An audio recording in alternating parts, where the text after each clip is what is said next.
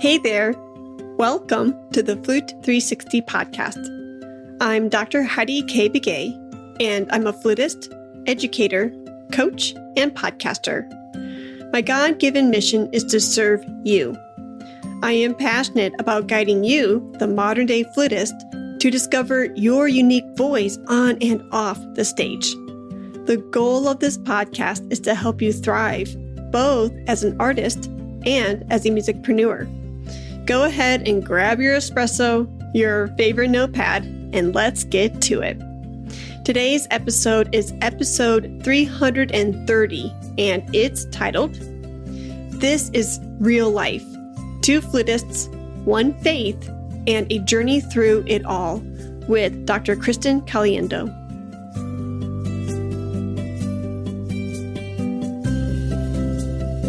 Hey 360er, I've got something really special for you. On Saturday, June 28th, 2025, from 12 to 1 p.m. Central Time, I'm inviting you to a transformational hour inside the Flute 360 Accelerator with my dear friend and fellow flutist, Dr. Kristin Caliendo. We'll be diving into topics that matter: faith, health, artistry, and living with confidence on and off the stage. You're going to feel seen, heard, and more connected than ever. Click the link in the show notes below to register. I'd love to see you there.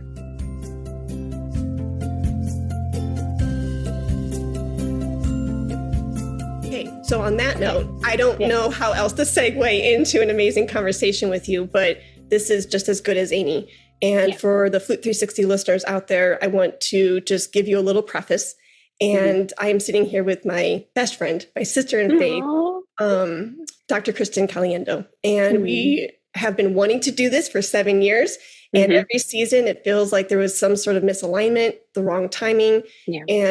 But here we are. And I think, and I know God is so faithful and so good for him to say, this was the right time for a specific reason. And we know glimpses of that, but we may not know the entire picture until years later. Right. I can't wait to pick your brain, Kristin, on everything we're going to talk about. And it's very 360 because, I mean, it literally brings me back to the roots of the beginning of my flute career. I mean, you were there in my first degree. And in these last 20 years of you and I being dear friends, we have seen it all. Yeah. We have prayed together. You have molded me. You have helped me so much with my health issues and me doing a 180. No pun intended, doing a 180 with how I treat my body and how I take care of myself. And I owe you an immense gratitude for that. And because of that knowledge and how God has opened up my eyes with our bodies really are a temple, and the food we take and how we take care of ourselves is really important. And that information has this amazing ripple effect with students and clients. And so we never know how we can really impact a person. And so I thank you for your friendship, and I thank you for carving out time for us and being here with me today. Oh, for you, Heidi, anything. And thanks for asking me. It's such a privilege to be on your podcast. Like, you have been so successful at this. It's amazing. And you're so driven in the best way to reach people and to reach people for God and for music. And it's delightful to watch from my perspective. Oh, thank you. That means the world to me. It really does. Yeah. So on that note, because I kind of gave a hint to everybody that we've been friends now for 20 years. I know. Kristin and I met in 2005, 2006, somewhere around there. I transferred in. I was a junior during my undergrad, and Kristin came in to start her doctoral studies at the University of Arizona. And I don't know if you remember this, Kristin, but after an orchestral rehearsal, we went to the back of the music building, and Eric was going to pick me up, and you were going to drive to your apartment. And I think you and I, at the same time, simultaneously looked at each other and said, "Are you a believer?" And, we were just like, "Yes, I am." And you said, "Yes, I am." And we were like, "Oh, there you go." And the rest literally is history. Yeah. Dr. Lewis used to say, "You two are two peas in a pod." I'm like, "Yes, we are." I love that compliment. I have I can count the friends on one hand where I had that moment where I'm like, this is my lifetime friend. And you were one of those people. And it's like, it was a divine appointment that we met, and it was instant. I think we both just knew it and felt it. And it was like, it was deeper than a friendship. It was a spiritual connection, immediate. Yeah. And we've just been there through, goodness, so much together. Yeah. Like, I remember I've called you sometimes with some hard things that I've gone through, and you're always that friend who like literally cries on the phone with me. And I don't have that often with people. Like, you're just, all of my stuff. Yeah. Everything, and you're just like someone I trust 110%. Oh, thank you, And I Kristin. know you provide that for your students as well. Like, I know that everyone who's in your life, like, you are that person. You don't just do that for me, although I wish it was just me, but you do it for everybody because it's just who you are, it's just who you Oh, are. thank you, Kristin. I feel the Yeah. same way about you. I really do. And I can't imagine my life without you. And when I think of my actual biological sister, Catherine, Mm-hmm. you are literally right there. I'm like, yeah, I've got Catherine and Kristin Yeah. and And what you were else? the same age as my sister, Linda. So it's like, yeah, we're really four sisters, not And two and two. the funny thing is, at the last NFA that I saw you at, I saw your family after your concert with Christopher. And Linda and I looked at each other, and for some weird reason, she and I thought the way you had talked about each of us in passing throughout these 20 years, for some reason, Linda and I thought we were like ages apart. And we're like, what is this? Do you remember that? And Linda and I were like, hey, we were both born in 85. Yeah. I thought she was like much older or something. And I think she thought I was much older, but yeah, it was just, I don't know. It's just a fun quinky dink. It was just fun to see that. And yeah, I love your family. Oh, my family loves you. And my mom loves you. Yeah. And speaking of family, that's one of the things that we're talking about today. Yeah. You're going through a season where, maybe your energy and your time is being tested and stretched. And I think that this is a very real topic. And flutists all across the globe, whether they are young, middle, or old, are dealing with, finding time to practice, finding time to better themselves on a personal and spiritual level, finding time to advance their careers. And we feel a lot of times that we are being pulled in all of these different directions. And because of that, it's like, where is time going? My energy is fleeting, time is fleeting. And it's almost like kind of what we were talking about pre-recording when we came on. And we're like, oh my gosh, I don't have time for this, but I need to make time for this because it's important to me. And because time is so short, what am I doing with it? And am I being intentional? So with all of that, if you want to kind of lay out the groundwork as much as you are willing to share in context of the season that you're going through, so listeners can be brought up to speed. And then from there, we can unpack it a little bit more of how you are managing time, energy, and asking God for direction, etc. Yeah. It's right now, my season, I have to have a lot of grace with myself and those around me just because it's very difficult. So I am a full-time caregiver at this point in my life. I actually moved into my parents' house in early January. My mom was struggling taking care of my dad. My dad has stage 4 cancer and late Alzheimer's. He's in the last stage of Alzheimer's. So she was getting burned out doing that. So I moved in, and it was within a few weeks, my mom had a stroke, and then she had another one, and then another one. And then the 4th stroke, her brain didn't stop bleeding, and she passed away late February on the 26th. So it was kind of, for our family, it was a shock that she was gone so quickly. We had not anticipated that. My dad was diagnosed with cancer in 2022, and they gave him 6 months to a year then.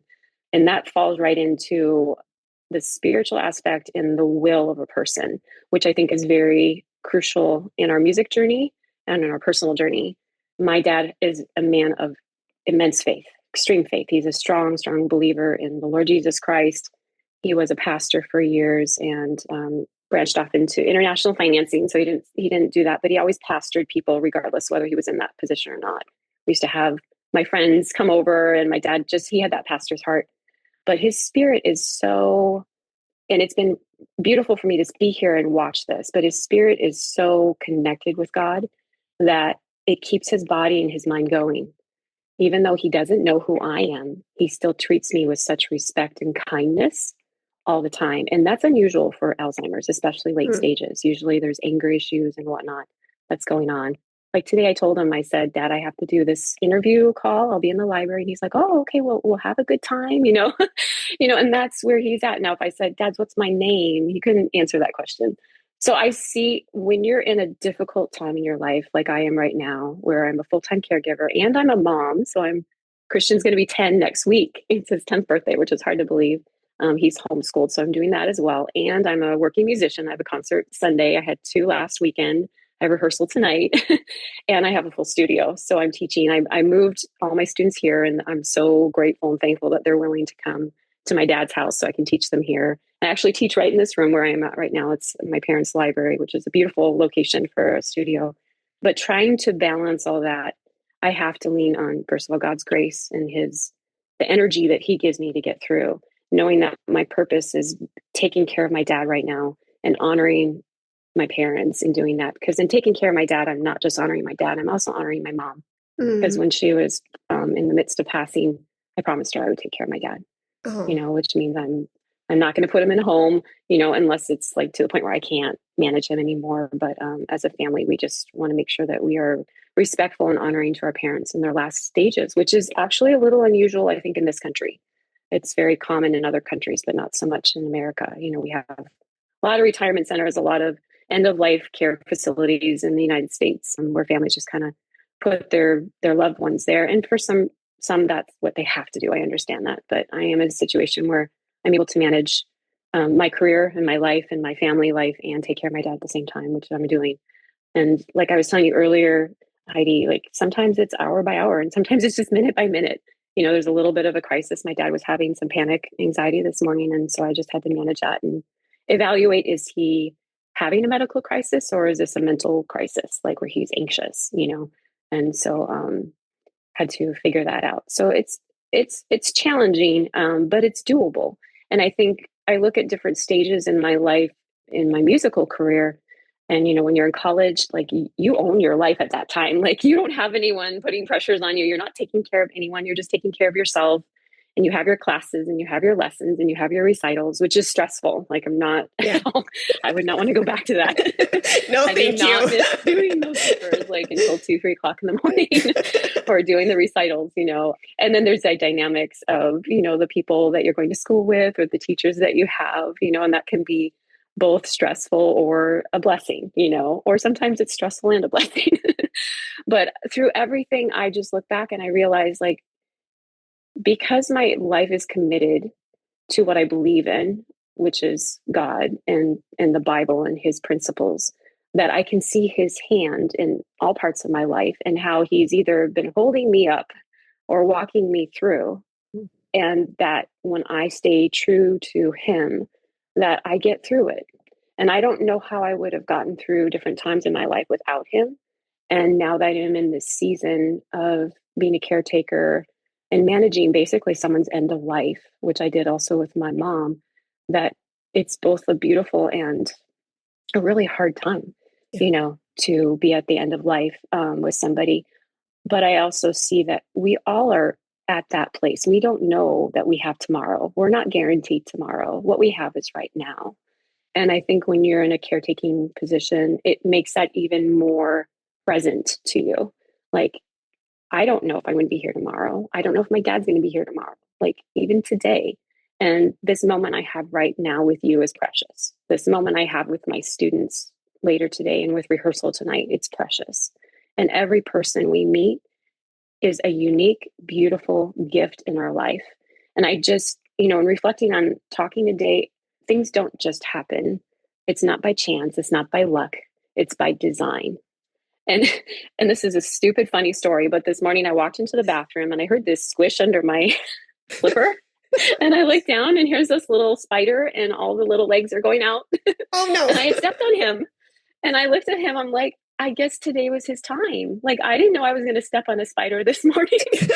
He didn't know he was going to be squished. But by chance, my colliding with that spider in that moment ended his life and made me reflect on mine. That we just don't know. We just don't know. And that's why I'm thankful for this time in my life, because it forces me in this place of living moment by moment, depending on God to get through my day, depending on other people, which actually I think for us flute players is kind of hard.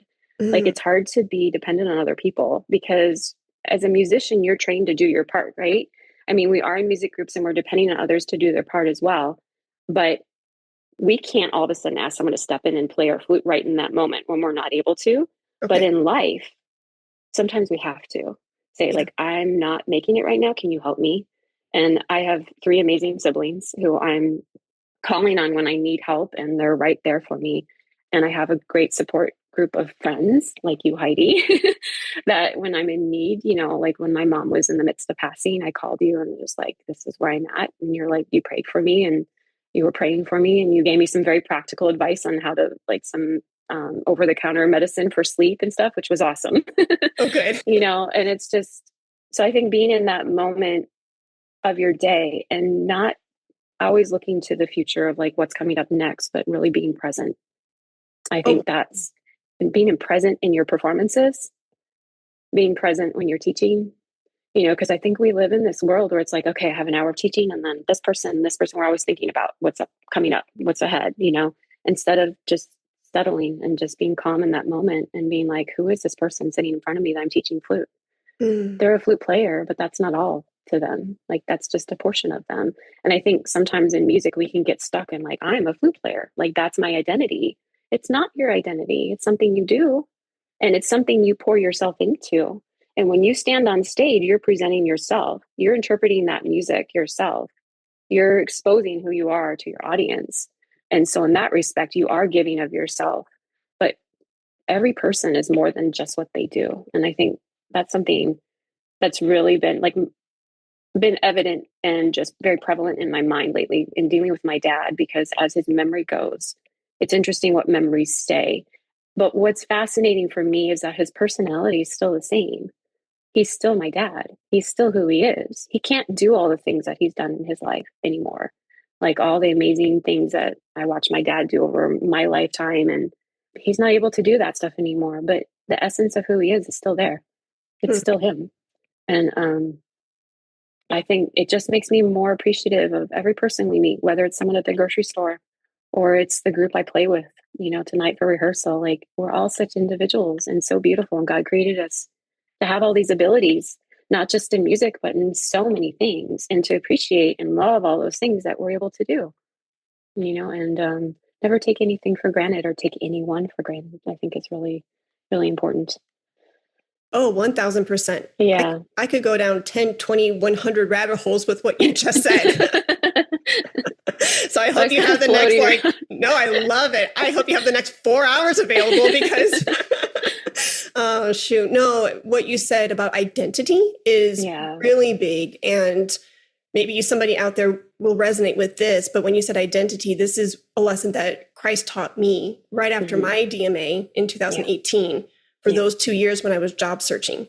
I can't tell you how many prayers and how many cry outs to God. I was like, I'm not a flute professor. I'm not making my $80,000 a year. What the heck? You told me to get my DMA. Right. You know, and I was putting my identity so much in flute professor of blank university. Right. I was holding wrongfully all of these earthly titles and seeing earthly success as my measuring stick. And one day he just lovingly put on my heart. He's like, Heidi, your identity is in me. Exactly. Yeah. You are in Christ. That is your main identity. And what I want to do with your life and the purpose that I have for you is far more important than the titles that you're giving yourself. Right. And so we can easily get so lost up in that because of the world, and we are living in the world, but separating and saying, no, I'm not of the world. I am in Christ. And Christ breathed life in me, and he has a divine purpose for me. And that's something that I preach on, not in a religious way, but I preach on a soapbox way on this platform of you are uniquely designed. Exactly. And when I say that, it's because you have a very specific calling from God, Elohim, that he wants to have unfolded for you so you can be fulfilled, so that way he can be glorified, so that way all these amazing people that are going to come into your life, full circle to what you said, Kristin, it's not by chance. It's because they need what you have and what you can share in your own unique way. And the skill sets that you have should not be compared to another flutist. And what you have been put on this earth to do is divinely appointed. And you know, so all that's to say is identity is a big thing. And where does your identity lie? And I remember coaching a beautiful young Finnish flutist a few years back through a coaching thing that I was doing with a Finnish flute festival, lots of F's. And she was really caught up with anxiety. And God really pressed on my heart, like, ask her about identity. And she said, my identity is music. Music is me. I am music, and I am nothing without the flute.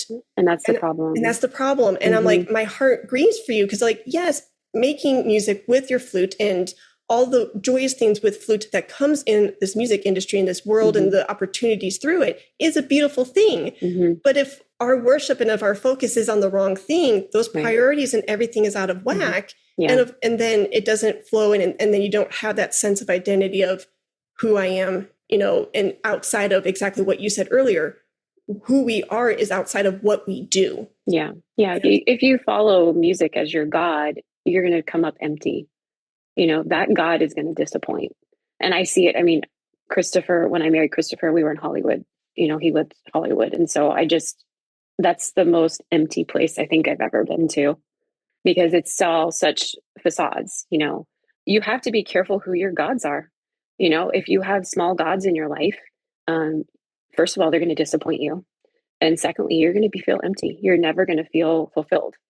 And if you have God, big G, in your life, that's the only place that you're going to feel who you are, who you're designed. If he designed you and you're in him, you'll finally discover your design.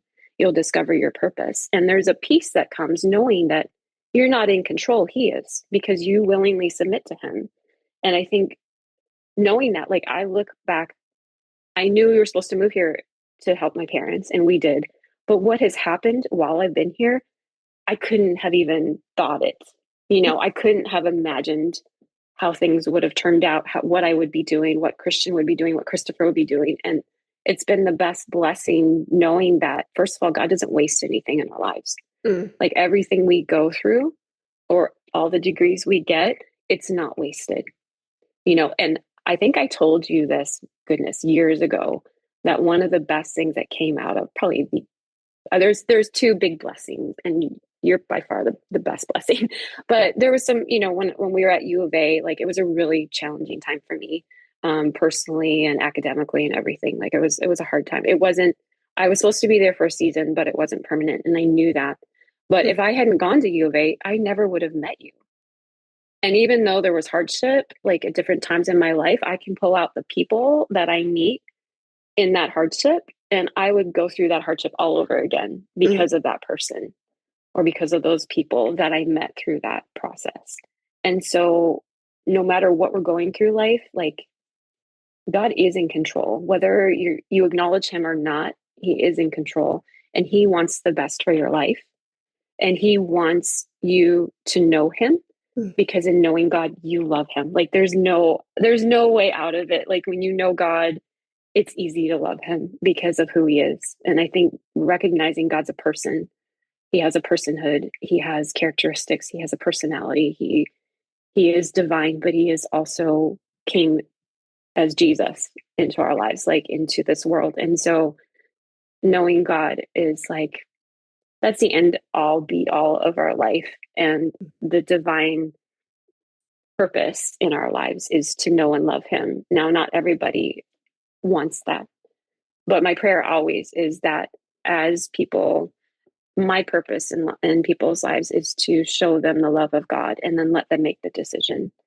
Like, show them who he is and how he loves them, and then they have to decide. And that's where free will comes in. And I think that's why, I know you don't cram your religious beliefs down people's, or your faith down people's throat, and neither do I.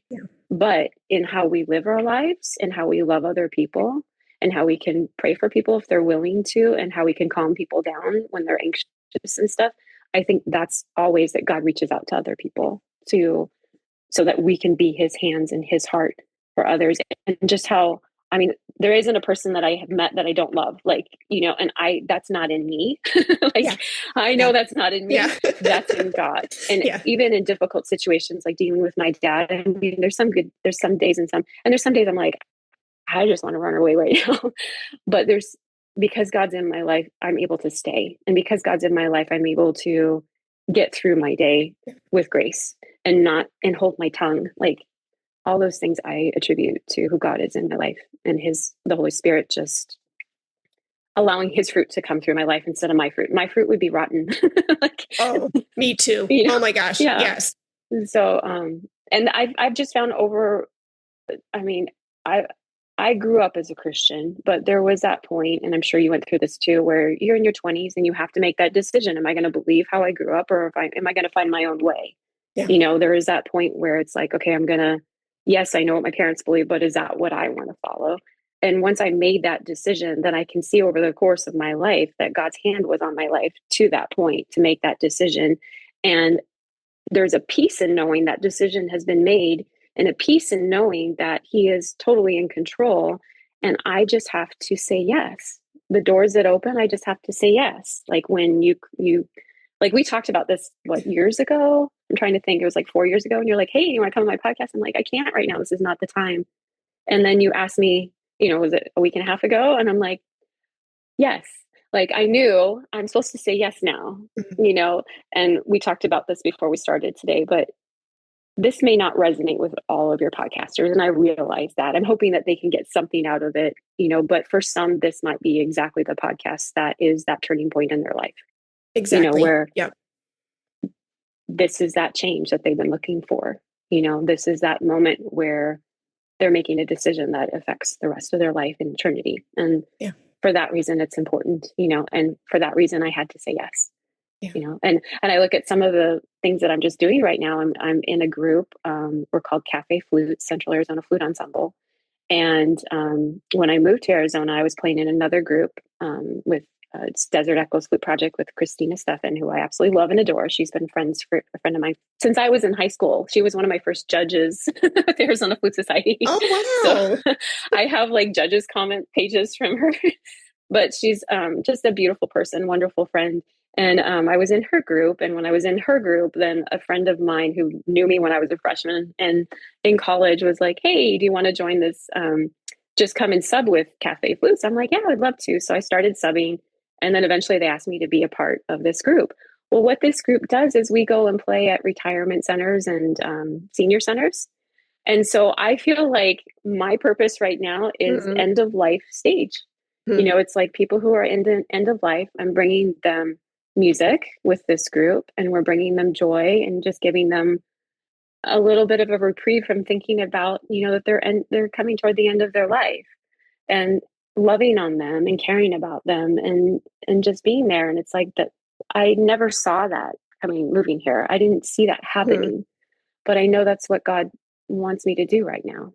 How long I'll do this, I don't know. I know that that's the season right now. And I think that's the awesome thing in just being a believer and walking with the Lord is you can let go and be like, wherever you want me to go, that's where I'll go.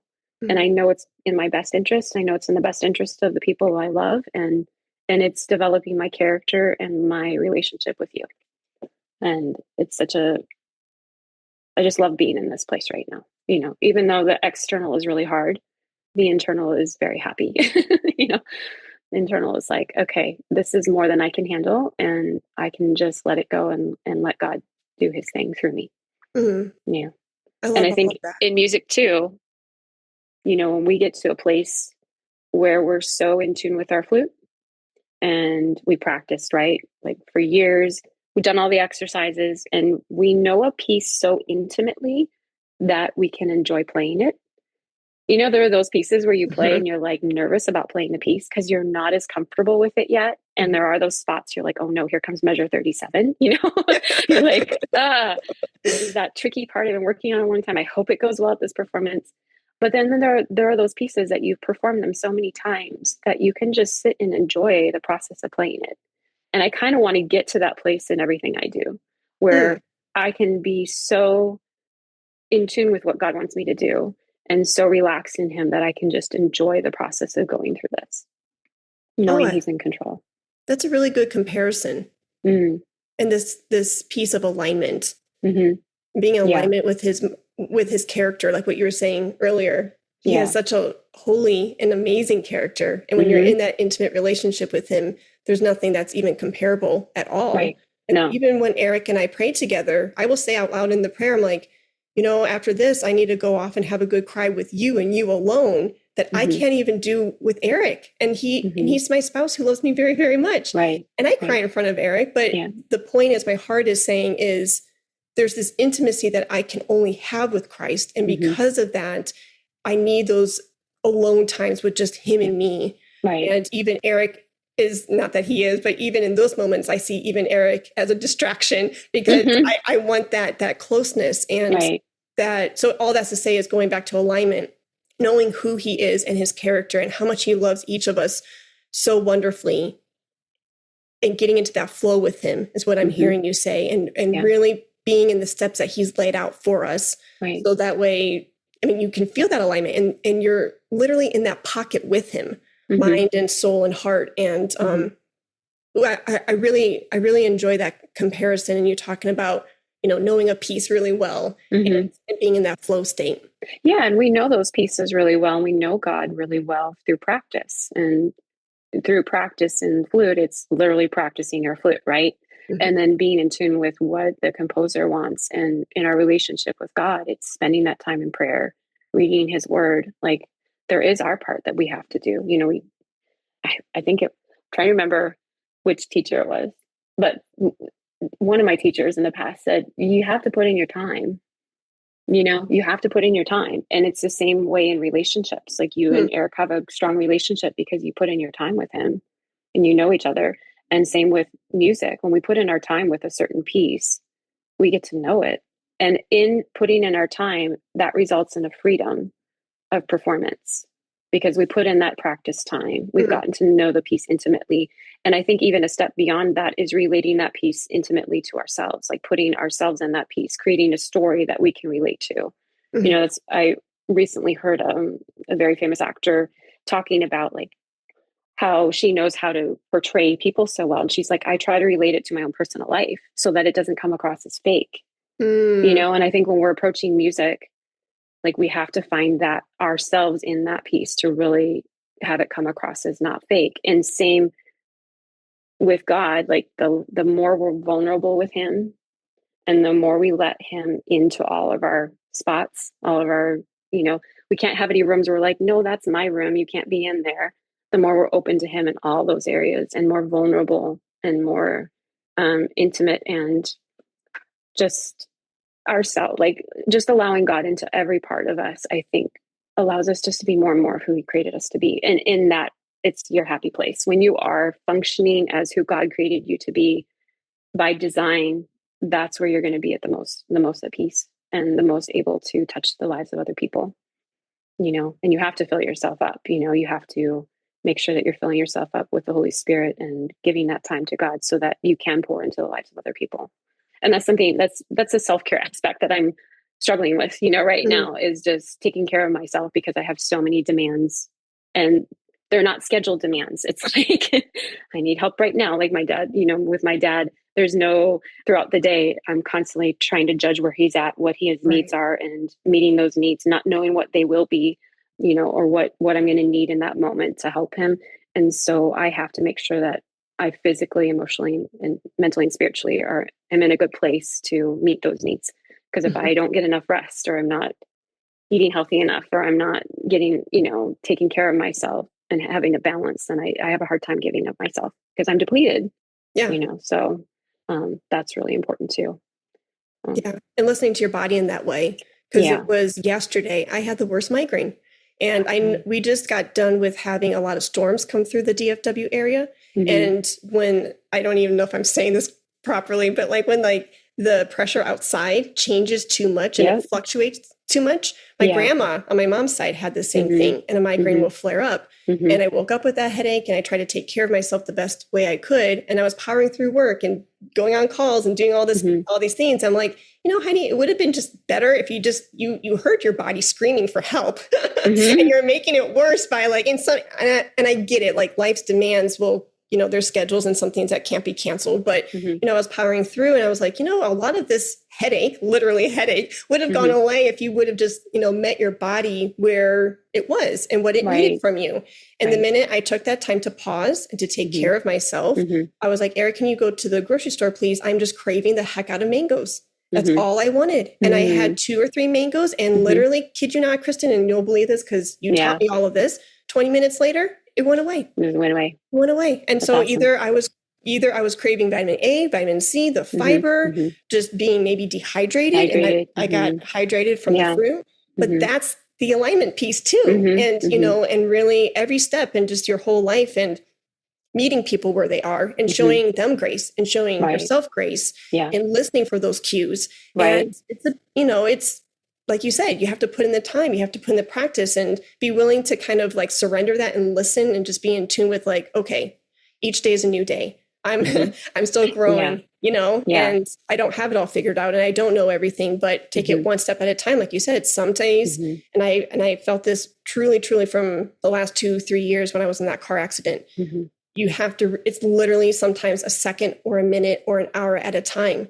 And it's almost very freeing that way too, because the anxiety of tomorrow, right. We may not have tomorrow, exactly. and the weight of the past, of depression or regret or whatever people are struggling with can be let go, and surrendering that and saying God is bigger than all of this. And, and being good stewards of time and energy and taking care of ourselves in the best way possible. Yeah. And I have to say, hats off to you, because you spent a long time listening to your body regarding your migraine, because sometimes we get in that place where it's like, oh, I have migraine. And there are those other voices like, oh, well, have a cup of coffee and a donut right now, and that will make it better. Or have some mangoes. And you've learned to listen to your body. So, like, oh, the mangoes are going to help me, whereas the cup of coffee, like a lot of times when we have headaches, it's like, oh, have some coffee, which will help initially, but it doesn't get to the root of the problem where you may have had some kind of deficiency that you're, fixing.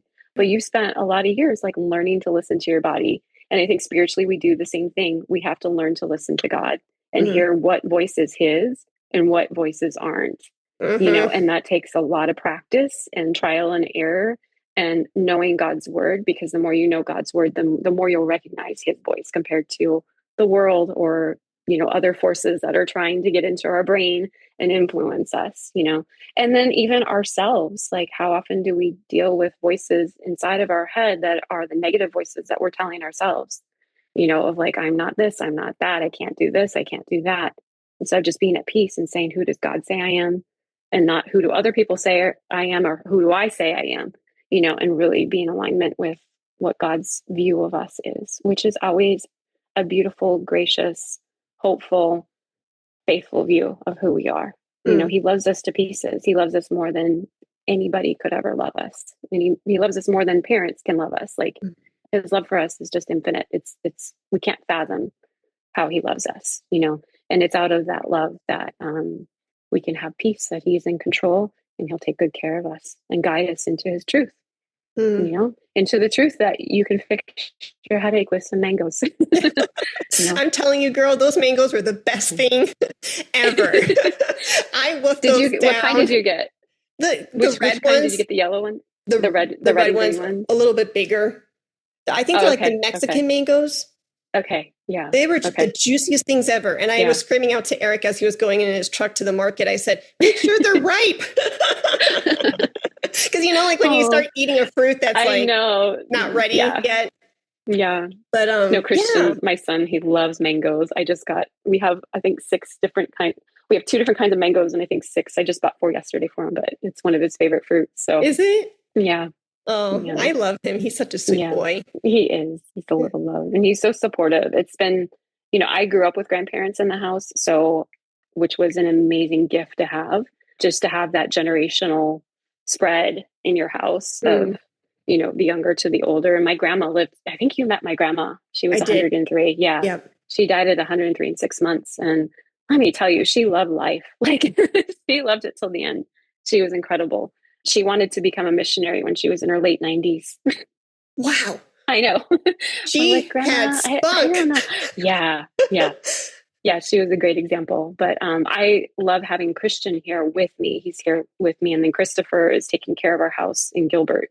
My dad's house is in Mesa, Arizona, and we have a house in Gilbert. But just having Christian here so he can see the process of being with an older person and taking care of an older person. And, I don't want to shelter him from that. I want him to see like how grandpa is and how he goes, it's been a really good learning process for him. Okay. And I think it makes, because kids are and naturally they're very self-focused, and you put him in a situation where I can't give him my attention all the time. I'm taking care of my dad. And I need his help to help me take care of my dad. And so it forces him to be compassionate and to think about something other than himself, think about other people. And it's just a really good lesson. I think that's how it should be. Like we should be in homes where we have the elderly living with us and we're taking care of them.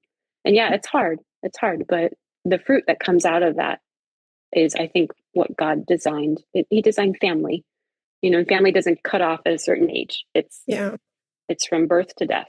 Mm-hmm. So it's been good for me to be here. And I did grow up with grandparents, like I said, my whole life. And then my dad's parents had Alzheimer's and dementia, and they lived here actually in this room. This was their bedroom that I'm in right now. But I just look back at those and I'm like, it's so shaped who I am as a person and made me see beyond myself, which I think is really important, because it helps me to navigate through a lot of things that happen in my life. Just having that perspective of, is this really significant? Is this eternal? Is what I'm going right now, in 10 years, will this matter? Yep. And I think when you're on stage, and you mess up someplace, like it's the end of the world in that moment, right? And you have to train your brain to keep going. So you don't just stop and like walk off stage, or I'm sure you have to train your students, like, don't make noises when you mess up. Like, don't say anything. Don't make any grunting noises or apologize. Roll your eyes. Yeah. And so, having that perspective of like, does this really matter? In this moment, it will matter, but let me finish well. Yep. Because what the audience will remember is how I finished, not that one measure that I messed up on. Mm-hmm. And, having that perspective of going into it and just having a life that has had a lot of exposure to big things like life and death and, all those things that kind of change your perspective of, does this moment really matter in long term? Now, if you're in an audition and you mess up like royally, that can matter, but maybe God has a different plan for you, maybe Here's another door. Else. Exactly. So there's always hope, there's always hope. And balancing, I think, we talked about, like, today would be about balancing and life and all that. And just seeing that the balance comes in the perspective, not in the circumstances. And there's a great quote. It was, pretty sure it's Charles Swindoll. And he said, life is 10% what happens to you and 90% your attitude. And that attitude is huge. That attitude will get you the places that you want to go if you have a good attitude and you have that perspective of being likable, being kind, being hopeful, being easy to be around, being gracious, not being difficult to work with. Like, all those things can make or break the doors that open for you. And having that attitude of, this might be a difficult situation, but it's only 10% of my decision right now. How I respond to this situation is really what matters. Yep. Because that's what other people see. And that's what can take a bad situation and flip it and make it into a situation that we can learn from, that we can grow from, and that we can actually have good fruit come from. It's like recently in February, like I said, my mom passed away. And as a family, we're still trying to process her passing because it was unexpected and it was very quick.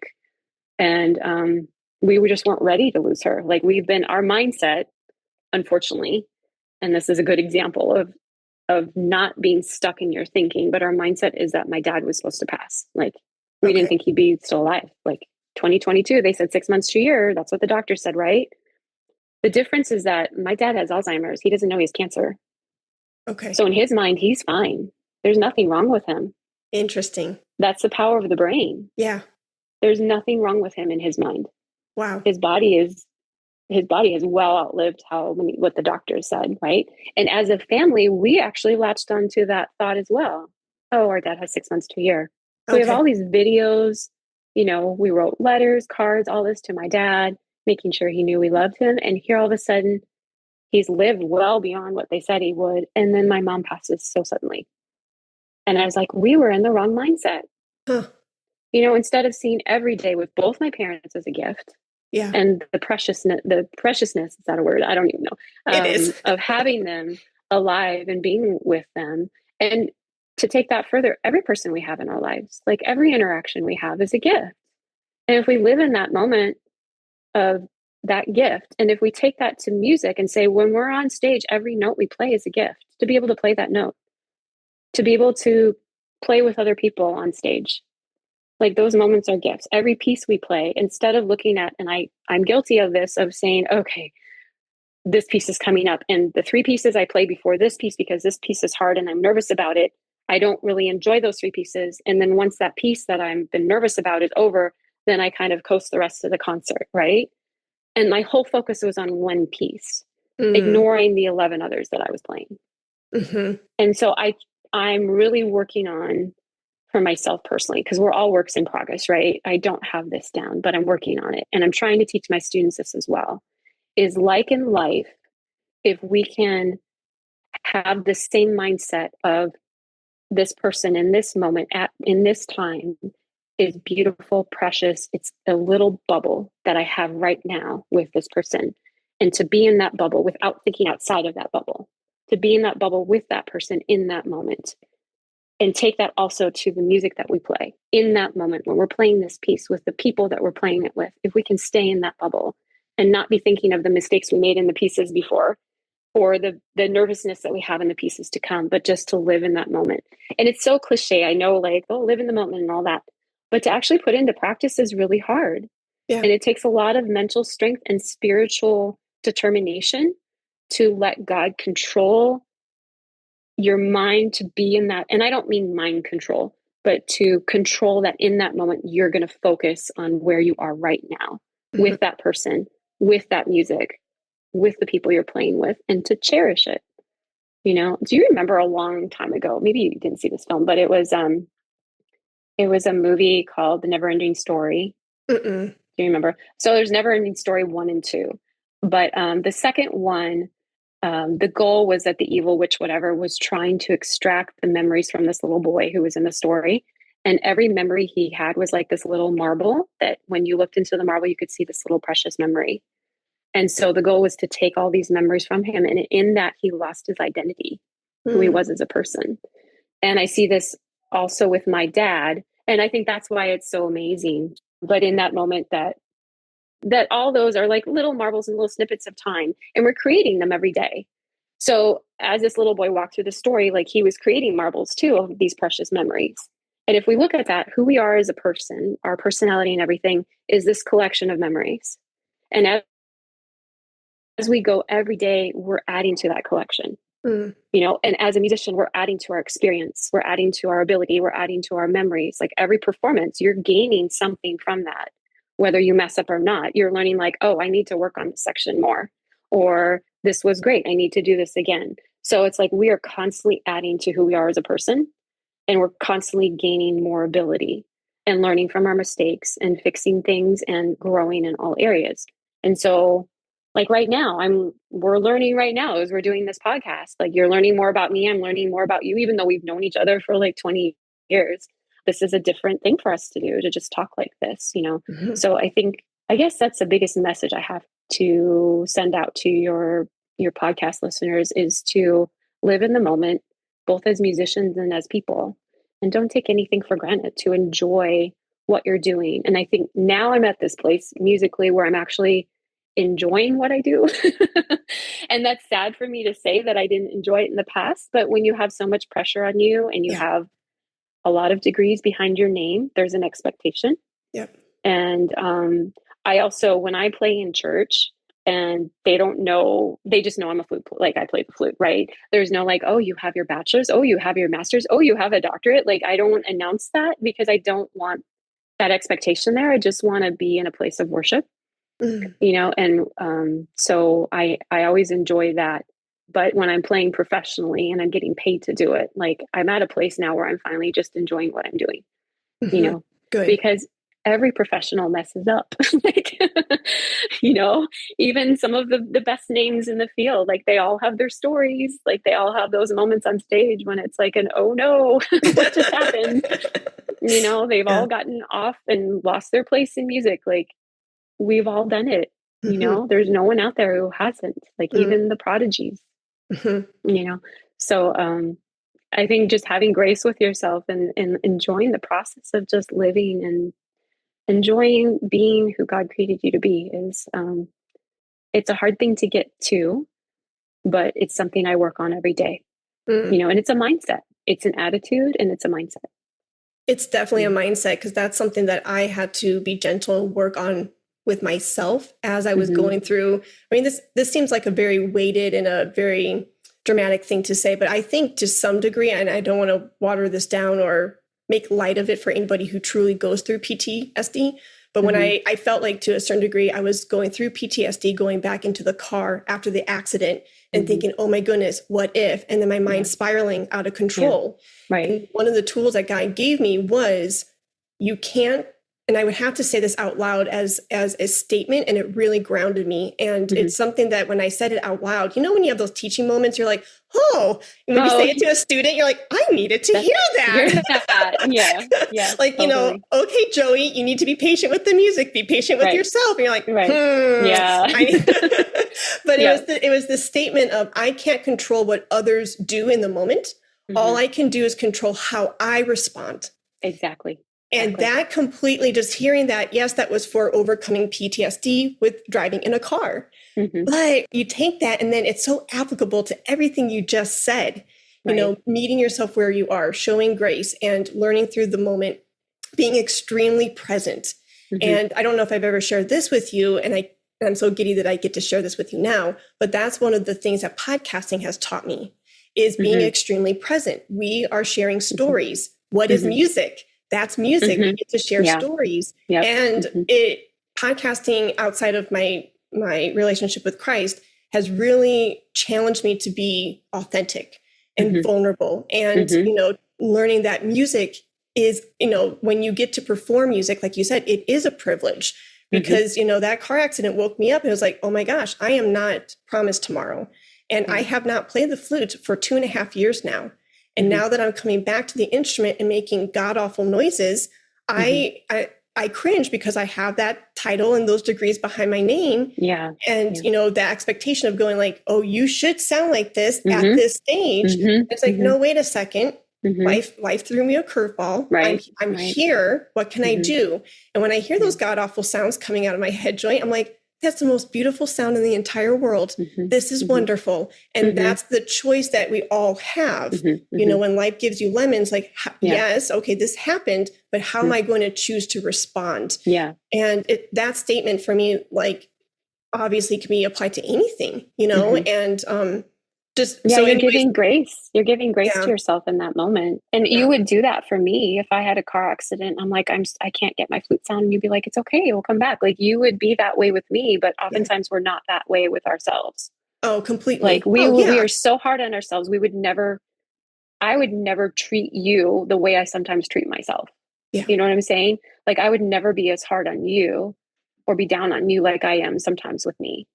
You know, and it's those voices, and that's the voices I'm talking about. Like sometimes we have those inner voices that are talking to us and they're so negative. And I've just had to learn, like, shut it off. Like that's not how God sees me.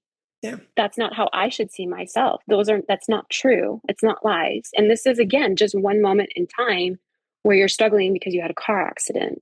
You know, it's like, and you have to just put it in perspective, you know. And I did have one of my junior high flute teachers.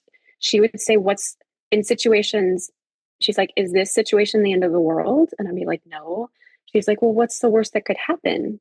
And I'm like, well, I lose the audition. And she's like, and I'm like, but that's the end of the world. And so I teach that to my students. I'm like, okay, so you're auditioning for regionals. Like, I want you to audition. Are you going to make it or not? I don't know, but I want you to audition. If you don't make it, it's okay. You have another year. Like, we'll keep trying. Like, it's okay. And so, I think, you know, in music, you're taught to be perfectionistic. Like we're trained to be perfect, right? Like you missed a note. Okay. You just played 400 and some notes on a piece of paper and you missed one. Like, okay, well, fix that one. Yes, we do want to get the right notes, right? And the right rhythms and all of that. But there's also something beautiful. I remember, so I had a vocal teacher. I was at a music camp, music festival or whatever in the summertime. And he's a professor from USC. And I was really down after a performance. And he said, you have to stop striving for perfection, strive for excellence. He's like, take that pressure off of you. You're not going to have a perfect performance ever. And I was like, okay, so strive for excellence. Okay. So that was really significant to me. And then also just constantly reminding myself, like sometimes those wrong rhythms and those wrong notes, and I learned this from jazz. I did a lot of jazz. And I had one teacher said, remember, you're always half step away from the correct note. He said, so just turn that mistake into an intention. that you intended to do that and you're just using it as a little grace note into the right note, right? I love that. And I was like, oh, okay. Yeah, I love like the jazz mentality for music is so much more free than the classical mentality, because classical, we're playing what's on the page. Yeah. In jazz, everything on the page is a suggestion. Like, it's not, you don't have people. And this, I remember doing recitals, and my committee or my teachers would actually have the score in front of them while I'm playing the recital. And I knew they were watching every single note and everything that I played, as I was playing. Whereas in jazz, it's like, here's the chart. These are suggestions. Mm-hmm. And then you be you. And I love that approach. And honestly, like playing in lots of jazz classes and doing combos and even being in some jazz groups, it helped me get through the classical part of my training because it's like I had a relaxing thing to do that was just playing. It was just playing. It was just me making up melody and playing with people who were doing the same thing and just having fun, and then going back to the classical. I have a little friend here I want you to meet. Okay. She just came in. Okay, go. I've seen her dancing around you this whole time. This is Emily. Hi, Emily. Oh, so sweet Emily baby. Is a little blessing. I had no idea. I think I told you about her, but so Emily is emotional support animal for my dad, but she came to us in a very unexpected way. So Emily's, for those who can't see the video, she's part Chihuahua, and I'm not a big Chihuahua fan because they bark like crazy and they shake and they're not friendly. Well, I don't know what part of Chihuahua she is, but she's not that way. But she's been the biggest blessing. So we have a meal service delivery that comes, and the woman who delivers every day, Monday through Friday, she showed up a couple months ago and she had been crying. And I said, what's wrong? And one of her clients, she found out had passed away, had been unfortunately hit and killed by a pickup truck out walking. Mm-hmm. And she went to deliver the meal, and this little dog, the nephew had moved in and kicked the dog out. So she was afraid that something would happen to the dog. So took the dog, showed up to our house crying. I said, what's wrong? And so she showed me little Emily in the truck. And I was like, well, I'll take her until you can find a home for her. Well, Emily fell in love with my dad. Oh. And so I'm like, I think we'll just be keeping Emily. So, but she's the sweetest, like, little thing ever. She's such a good girl. And she's friendly with everybody. Like, there's nobody that she doesn't like. So yeah. But I look at that, I'm like, I didn't know I needed a dog. Yeah. God did. Yeah.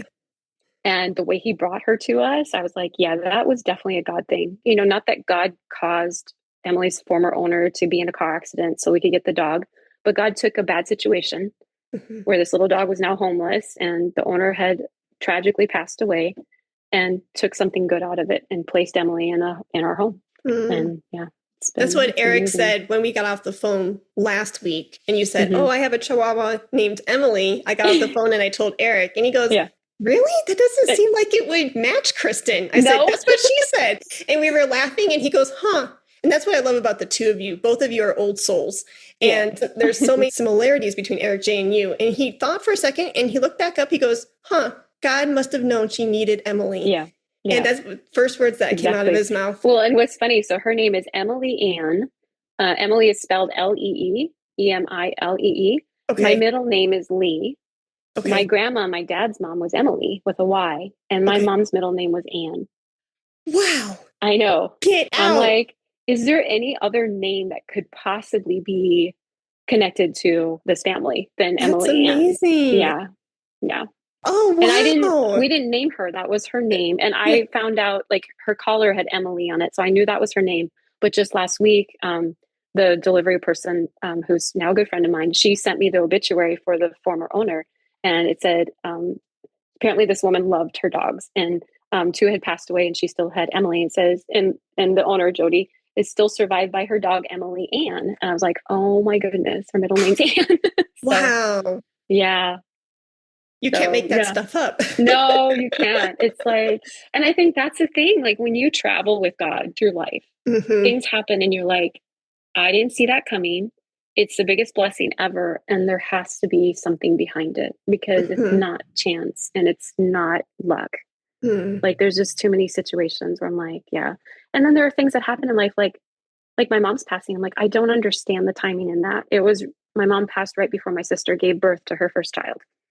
And so my sister was totally heartbroken. As a family, we weren't ready to lose my mom.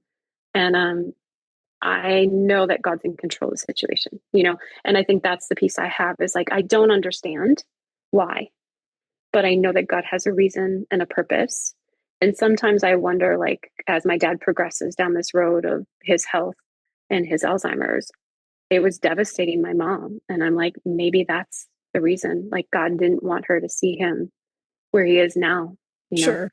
I mean, he's with Alzheimer's, they stop eating, you know. So my dad he's just skin and bone. He looks like an Auschwitz patient, you know, he's just so thin. And it's hard at times to watch, you know. But he's happy. Like, but you would be, you know how I am about like healthy foods and stuff. So last night he had chicken nuggets, he had tortilla chips, he had chocolate chip cookie, like, and root beer.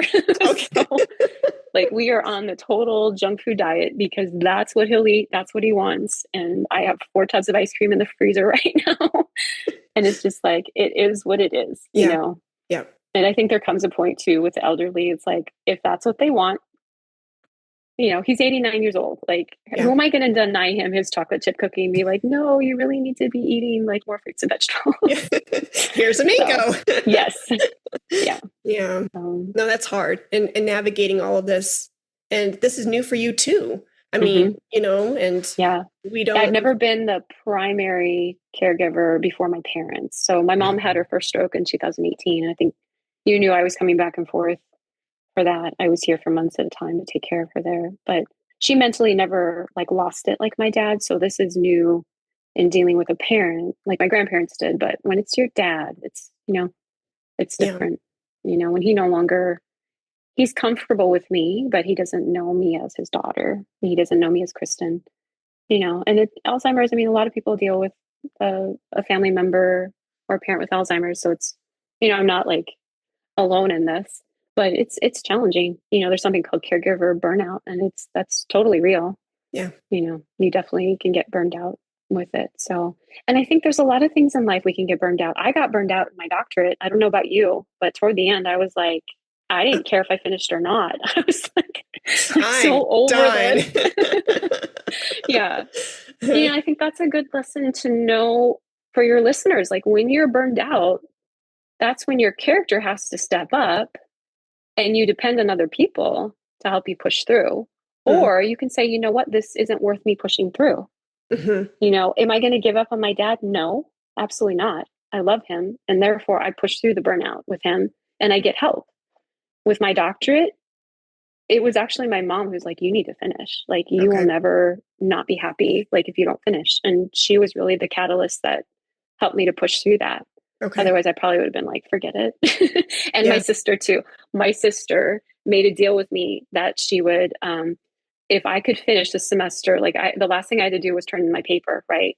And so that was where I was like, I don't want to write another paper. I have not written anything on my computer other than answering emails since that time. So it was like, I was done writing papers. And for me, where I went to school, it was a very academic degree. Like it was heavy academics. I had to pass out of 2 foreign languages and write a paper, and on top of the 5 recitals, right? So toward the end, my sister said, if you can finish this semester, I'll pay for a trip for us to go up to Northern California and just take a week, and we'll just go hotel, you know, like surfing and just take a trip up the coast. And I'm like, okay. So I finished my paper and we took our trip, and it was really fun. And we took Kristin, who was only 6 months at the time. Oh, wow. I didn't know that. It was me, my sister, and a little baby. Oh, but it how was fun. Perfect. It was fun. Yeah. Yeah. And you need those people. And your sister is so sweet. I love your sister. She's like you. You and my sister are so similar in personality. That's probably why we just like bonded right away. Thank you, Linda. Yeah. No, that's amazing. My burnout was post DMA.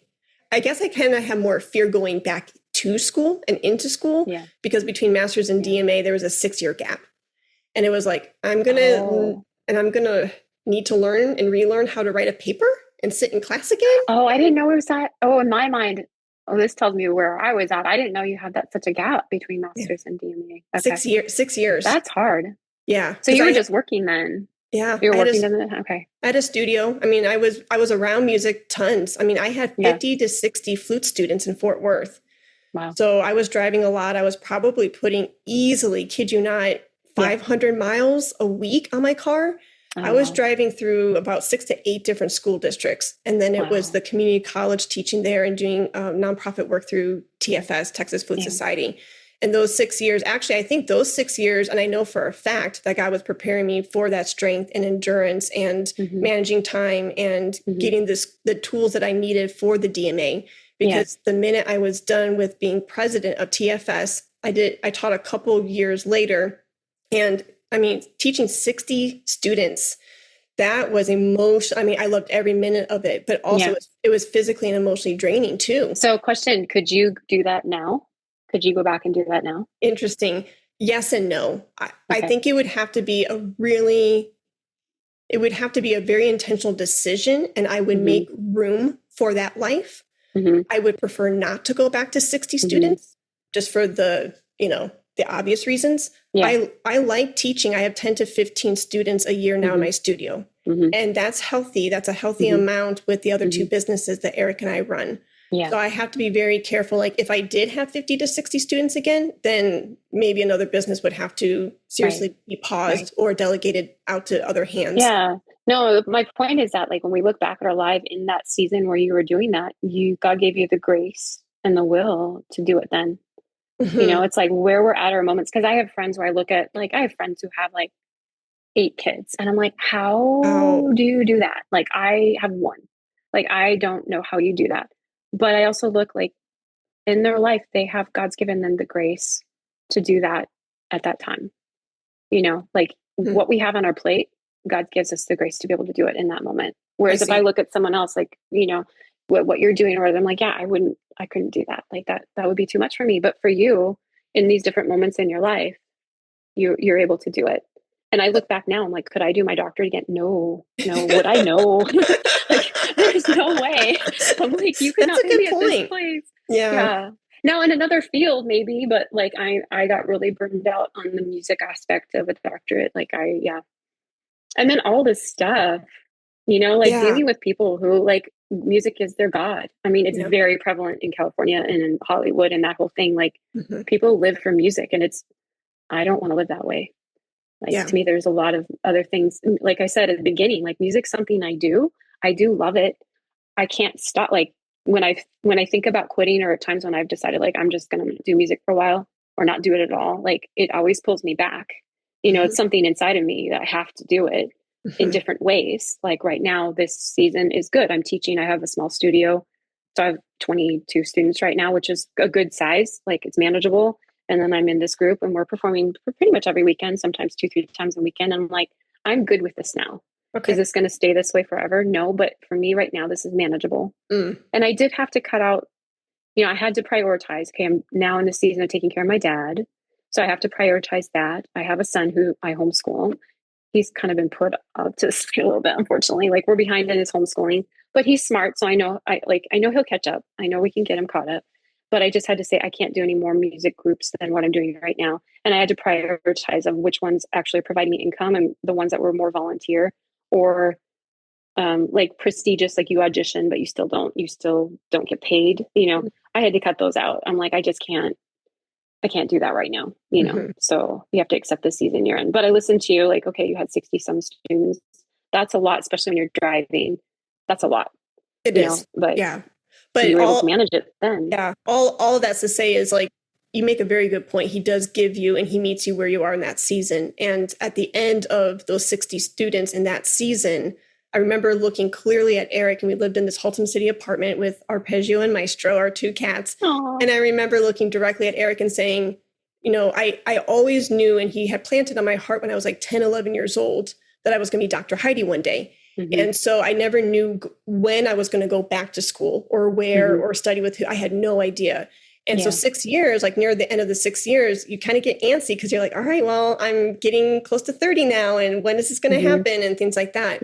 But all that's to say is I remember even before God specifically whispered on my heart DMA in 2014, before that, somewhere between 2012 and 2014, I remember specifically looking at Eric in Haltom City and saying, if and when God does call me back to get that DMA, these 6 years, this time, this season that I've been in has completely 1000% prepared me. I can go in and get that doctorate now because now I've been prepared. Yeah. And and I'm saying this with a grain of salt, so don't literally take my words for what they are, but because it was trying at times during the terminal degree, but it felt like because of those 6 years of the preparation of being stretched and everything I learned, it felt like the DMA was a breeze. And it was only because of that training. Yeah. Now, that's not to say the DMA doesn't hold, Right. It didn't hold a trying season and in my life at that time, but I know for a fact I was able to pull that weight and get through it pretty quickly in 3 years, front to back. And I know you had transferred between different programs and stuff like that and everything you were going through also, and I had an amazing support system with Eric. And so if it wasn't for that, if it wasn't for the training, I wouldn't have been able to go in and out and finish it in 3 years. Yeah. But yeah, no, I know what you mean. Like if someone were to say, hey, Heidi, you want to go back and get another degree or something? Be like, no. I don't know how past Heidi did it the first time, but I can try. I would go back and get a medical degree or nutrition or something, like some kind of certification. I would do that, but that's been in my heart too. With the music stuff. Yeah. It's, we didn't even really talk about it. Yeah. Hopefully when we do the next session with your actual podcasters, then we can talk more about the health aspect and nutrition, but you've been through some stuff health-wise. And you've turned it around. Yeah. And it's been pretty amazing. And my sister as well. So my sister is on the same kind of diet that I recommended for you. And she was able to reverse her lupus. She got diagnosed with lupus and get pregnant. Wow. So, because she struggled with infertility for a long time. Yeah. So, yeah. But, I guess my Heidi and my Linda, I had the most influence on their diet. And what's interesting is my brother, Scott, he wouldn't, I never talked to him about diet, but my sister talked to him about diet because he has some autoimmune issues, which I have, and pretty much everyone in my family has, responds really well to lifestyle changes, diet, sleep, getting rid of chemicals and all that kind of stuff. And I find musically, when I'm struggling, focus issues, just being able to focus or getting tired from playing or anything, usually I can fix that by tweaking my diet, making sure I get enough sleep, all those factors that go into. Yeah. And so, whereas before, I was in high school and stuff, I'd be like, why can't I think straight? Why, what is going on that I'm not able to focus or play this correctly? Why aren't my muscles moving fast enough, and taking it there's something wrong with me, when it was just, I'm super sensitive to what I put in my body, super sensitive to what I put in my skin, what I'm breathing in my air, sleep. I need more than 8 hours a night of sleep, which I don't get. But if in an ideal world, I'm a 9 to 10 hour sleep person. That's me too. Yeah. I need 9 to 10 hours. Yeah. And so, just learning, I think this life is learning about how we're designed, and we're all designed uniquely. What works for one person may not necessarily work for another, but I will say Twinkies aren't something anybody should be eating. There are certain things, where it's that's not food. Yeah. And I think that's the difference. Maybe some people need more protein than others. Maybe some people need more fruits than others, or more vegetables. That makes sense. But saying processed food and all that, it's not food. And I think once we change our brain, after I just fed my dad chicken nuggets and cookies last night, but it's once we change our brain into seeing things differently. And I guess that's this whole podcast is about perspective. When we change our perspective, our whole life can change. When our perspective changes, then our purpose changes. When our perspective changes, then our ability to cope with our situation changes. And when our perspective changes on what we do to our bodies, whether it's through food or sleeping or anything, and valuing our bodies and not just seeing it as a servant to us, but as a precious thing that we are using. It's a catalyst to get where we want to go and to do what we want to do. And it's the first thing people meet. The first thing that we see about each other is our physical body, and then we get talking. So it plays a really important role in our day-to-day living and in our purpose in life.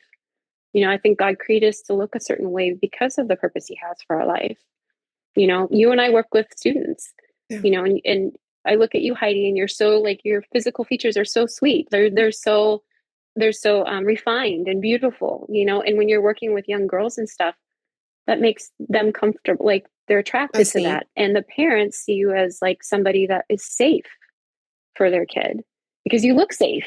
You don't look like someone who's, you know, has a bad past or something, you know, you know? So it's like, I look at how we live our lives, how God created us. It all trickles down into the moment by moment that we're living our lives. And having said that, if we've made mistakes in our past, like God's grace covers all of that. And we can there's never a point, as long as you're breathing, where you can't change direction. There's never a point where it's like you've gone too far. Yep. Until you take that last breath. There's always hope.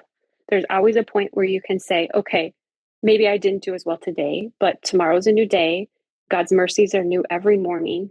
Like he is faithful to us and we can turn things around with his help. And I think getting to that place where you surrender to God and you surrender yourself to him and you allow him to move into your life and to guide you, he will guide you into all things good and beautiful. Like he promises, like we are meant for a purpose and he has a purpose for our lives. And he says he works all things out for good to those who love him and are called according to his purposes. And that's what we are.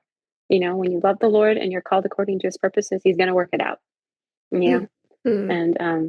And it also says in the Bible that he knows the plans he has for us. They're for good and not for evil, for a future and a hope. And that's where we rest. He has a future for us. He has hope for us. And whether it's here on this earth or it's in eternity, like we have that to rest on. And it's a great place. It's a great foundation to have. Yeah. I couldn't agree more. Beautifully said. And when you said something earlier and I could hear the hymnal verse and the words in my head, all things bright and beautiful. Yeah, I heard the hymn in my head. So yeah, that's amazing. Well, thank you for sharing your testimony in such an authentic, vulnerable, honest, and loving way. And speaking of just putting your best self forward, when I see you and when I know people see you and encounter you, whether it's at a concert, a festival, a lesson, wherever you go and wherever God leads you, I know they feel Jesus's presence. And thank you so much for being willing to share your life experiences. Thank you for being so willing to share your relationship with Christ with others. And even if it helps just one person, like you said, even if it just helps one person, this was completely worth it, times a million. And I appreciate your time. And is there anything else that, because I could sit here and talk to you for the next like 10 million years. I was just thinking we should do a podcast on like health, environment, and clutter. That's like what I've been doing the most because my parents kept everything. Okay. And so living in a cluttered environment, it's very fascinating for me to study how that affects me, you know, and just how I have to have things organized, but also not have a lot of stuff around me because it affects my mental and emotional well-being. So there's a lot of things that I've learned because I think I'm a they call them HSPs, highly sensitive person, where I'm, you know, there's certain environments I can't be in because it's like, or certain people I can't be around because like they're draining on me. I mean, I'm not going to reject anybody, but there's certain people I'm like, I can only spend so much time with them because I get drained, you know? And so in music, I mean, we're around people all the time, whether it's students or the parents or people we're performing with or playing with or colleagues or whatever. And just knowing that about yourself and learning that and trying to have discernment in those situations has kind of been the journey I'm on right now is, I guess, decluttering personal like objects. And part of diet is decluttering, right? Elimination. Like, is getting rid of the things that aren't helping you. They're not promoting health. And I think promoting health is not just about, it's a whole body experience, right? It's the physical, which can include your diet, your sleeping, intake of water, all of that, your chemicals that you're cleaning with or chemicals you're putting in your body. But it also can be the environment, like your physical space. You know, do you get enough sunlight in your room? Like you have a beautiful room. I haven't seen all of your house. And I'm like, oh, it's so pretty. Oh, thank you. But like when you walk into a place, do you feel at peace or are you on edge? Like, and why? And discovering those things about you. And I think that's, instead of me defining myself, I'm on a road of like discovering who God created me to be. Okay. and being okay with that, like Mm. realizing like, okay, that person, I love that person, but when I'm around them, I get really exhausted if I'm with them all day. And why is So that? yeah, why is that? And maybe I just need to limit my time with that person, not cut them Mm. out, right? Not be like, I can't be around you because you exhaust me. But, Yeah. just be like, okay, that's me. It's on me, and just recognizing, acknowledging that about myself, and then being like, okay. Or when I step into this room, it creates a lot of anxiety for me because there's too much clutter, Hmm. or that closet is on my mind all the time because it's like stuffed to the brim, and it's really actually draining my energy. Even though I'm not thinking about it all the time, it's still on my That's, mind. Yeah. yes, completely. Yeah. I've You been in know, a purging season like that too. hmm hmm It's a real so thing.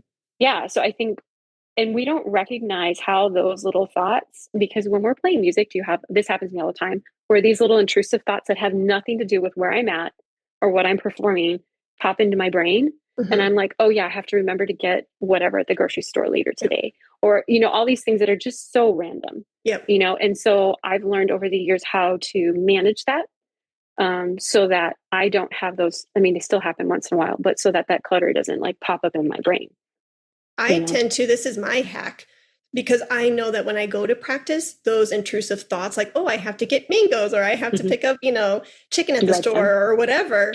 I know that those intrusive thoughts come up and it distracts and it takes away from my purpose of that time to practice, to get ready for that recital, whatever.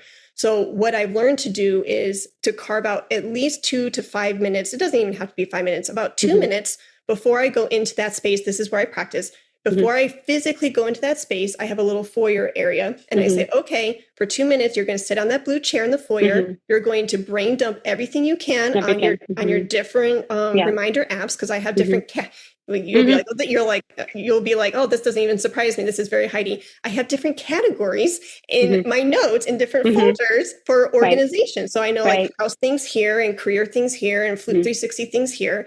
And then I'll brain dump. And if I think of that thing at the market or the thing I have to do for a business, I will just go down the hmm list and Yeah. purge everything. So then when I physically walk into that space, I am present, not hmm just physically, but also mentally and spiritually. Right. And I can actually be with my instrument, be with the Yeah. music, or be with that student Right. wholeheartedly to the best of my human hmm ability. And then that way it's more joyful and it's more Right. gratifying. And I see Yeah. the needle being moved better hmm because I'm actually present doing the thing I hmm said I was going Yeah. to do.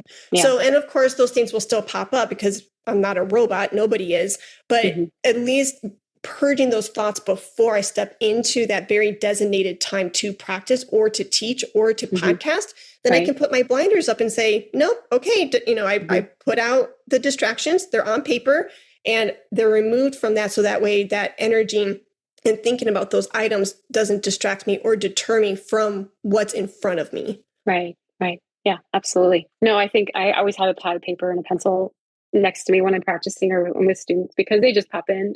Yeah. So, and I write it down. And then for me, keeping my environment really clean and organized and not having things that are excess. And I actually have a rating system where I rate things from 1 to 10 when I'm going through and my criteria is, would I buy this again? Am I using this right now?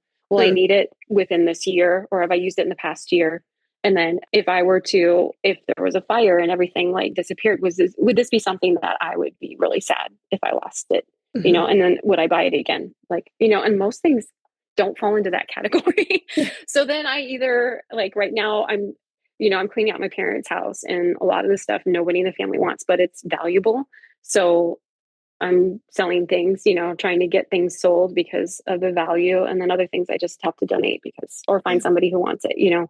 But I can't tell you like having a clean environment and then having a clear mind. And I'm so proud of you for you take phone breaks, which is awesome. Like I'm not at a place where I can do that right now because I Yeah. have like health people calling me all the time and students, but like you actually take some phone breaks. And I feel like technology is really messing with our brains at times. Like Hmm. I see it, especially in the up and coming generation, like they're so into screen time all the time that Hmm. I don't know if you've seen this with your students as well, especially the younger ones. Like they just have a hard time focusing. Hmm. It's like affecting how their brain is developing, which is sad. But yeah, just finding those things in your life that are draining you. Hmm. And sometimes we're not even aware until we start doing things and then we're like, oh, that was a drain. And I didn't know it. I didn't know that was really bothering me, until it's gone. Yep. Or that person, maybe sometimes it's people. Like, I didn't know that person was really like, there are those people that are super dramatic and, they're, it's just talking to them and stuff. You hang up and you're like, okay, I'm exhausted. Like, Yeah. And just either limiting or recognizing that maybe that person's not a good fit for you and you're close. I always have like circles of friends. Like I have my inner circle, and those are the people that I can call at any time and they're like 100% there for me and they know all my stuff. They've been with me for years, like you and family members. And then there's the circle, like they're more friends, like they're just the friends, or not your inner circle, but they're good friends, and then you have more of the acquaintances, and then you have more of like people you work with. Like you only call them when there's a job or a gig, or you want to offer a student to them, or whatever. It's like, so yeah, I think the more definition you can get in your life and discovering what works for you and what doesn't, the better you can manage like the day-to-day stuff. 1000%. Yes. Yeah. So that could be a whole other podcast, right? Oh, yeah. Yeah. Oh, completely. But and identifying those things. And that does take time and it does take practice. And for example, like I love Texas band directors. Don't get me wrong. There have been amazing, influential music colleagues of mine who really have nurtured my early years of my music career being an educator, right from masters, not knowing very much, like, okay, I'm putting a head joint up to a little kid's face. How do I get them to make a sound? Yeah. So all that's to say is there's been tremendous colleagues who have supported me in the early days of my career. So this statement is not blanketed for everybody. But a good 60, 70% of Texas band directors, I was done with. I was done with going in and teaching flute lessons in the school districts because they drained me.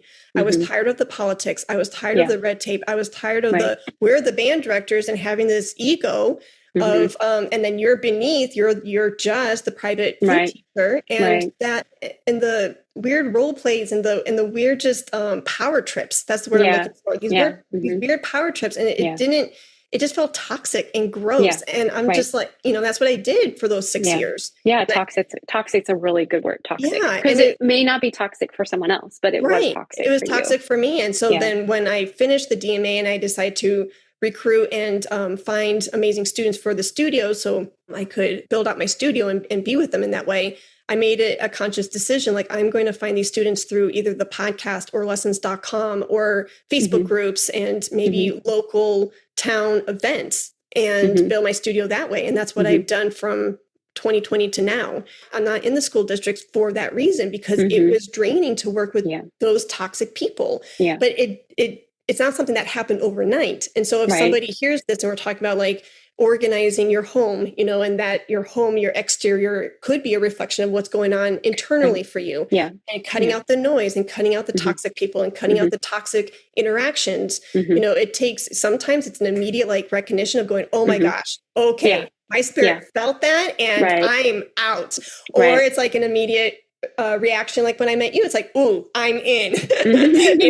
You're not going anywhere. But then sometimes it's, this process of going, why do I feel so groggy, or what's going on? And, and then realizing at some point, and then for you to have that compass and that needle to go, oh, pinpoint there, that's something that could be it. Let's unpack that. Let's explore. Now that I've identified it, could this be it? And then kind of play around with it and say, what would it look like if I kept it in? Or what would it look like if I removed it? And then maybe remove it for a season and then notice your reaction to that and go, oh, I feel more uplifted, or I feel more encouraged. And then you're like, oh, okay, I'm going to continue. Or, oh, actually, I can add it back in.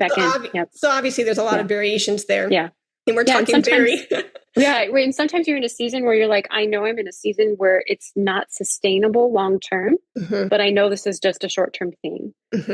Like taking care of my dad right now. Is it sustainable for me for a couple of years? Probably not. Right.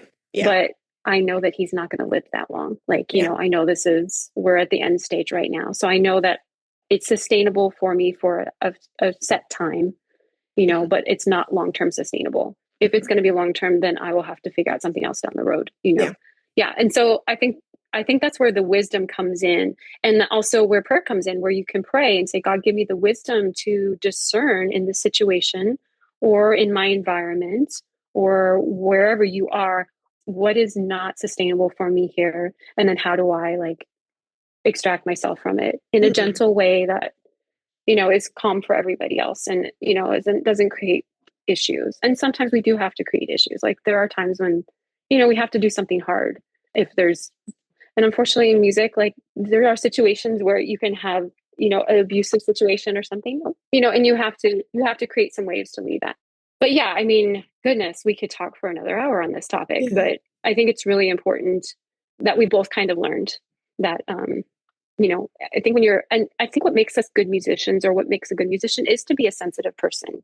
Like playing sensitively makes you a good musician, and musicians kind of have a reputation as being sensitive, which is not a bad thing. I think that makes us better musicians for it, but it also means that maybe things that don't bother other people will bother us, so whether it's fabrics and clothes, like I have to wear certain fabrics in my clothes, otherwise it bothers me. So, it could be even, or spiritual, like sometimes we're very spiritually sensitive and we have to protect that, and be aware of that, all within the wisdom and the knowledge that we are to love other people, and to be kind to others and to produce the fruits of the spirit, the love, the joy, and the peace, and the patience, and the kindness, and the goodness, and the gentleness, and self-control. And I think being gentle in situations is really important too. Sometimes I have to remind myself, especially with my dad, because, he doesn't like taking pills. So that's like a frustration for me because he has to take his pills. Like it's important for his sustained life to take his pills. And so I have to be gentle with him about it, and sometimes I don't want to. I just take the pills. Just swallow them. Just do it. Just take them. I want to move on with my day. So yeah. I think. But I would love to talk more about those topics. I mean, because we've talked endlessly about this stuff, and you've overcome so much health issues, and just tweaking. I mean, you really just tweaked. It's not like you were on some horrible diet, but you weren't on the right diet for you. Yeah. And I think that's what you discovered. And I think I remember just telling you, start listening to your body, like what really resonates with you, what gives you energy. If you eat and you're tired after you're eating, either you ate too much or you ate the wrong foods. Like pretty simple. Yep. Eating should give you energy. It should sustain you. Should make you feel good. And same with if you're sleeping and you wake up and you feel refreshed, then you got enough sleep. If you don't, then, you didn't get enough sleep, or there's something that's causing you to not get good sleep, So there's just little markers you can look for and pay attention to them. I think that's the thing. We're so busy that we stop paying attention. Okay.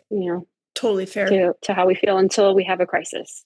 And then it's like, okay, your body's screaming at you and like, you have to pay attention to me now. Like, prevention is the best medicine. I think Benjamin Franklin says that prevention is the best medicine. So if you can be proactive, we're not going to do it perfect, or will we ever, but if we can be ahead of it, then it's a lot easier to sustain and maintain a healthy lifestyle and body rather than trying to like backtrack and go, oh my gosh, I really have a health crisis on my hands. Right. But it's still possible. Like the body, I have seen time and time again through infertility and endometriosis and my neck and my scapula misalignment with the accident. The body and the way God made it is so resilient.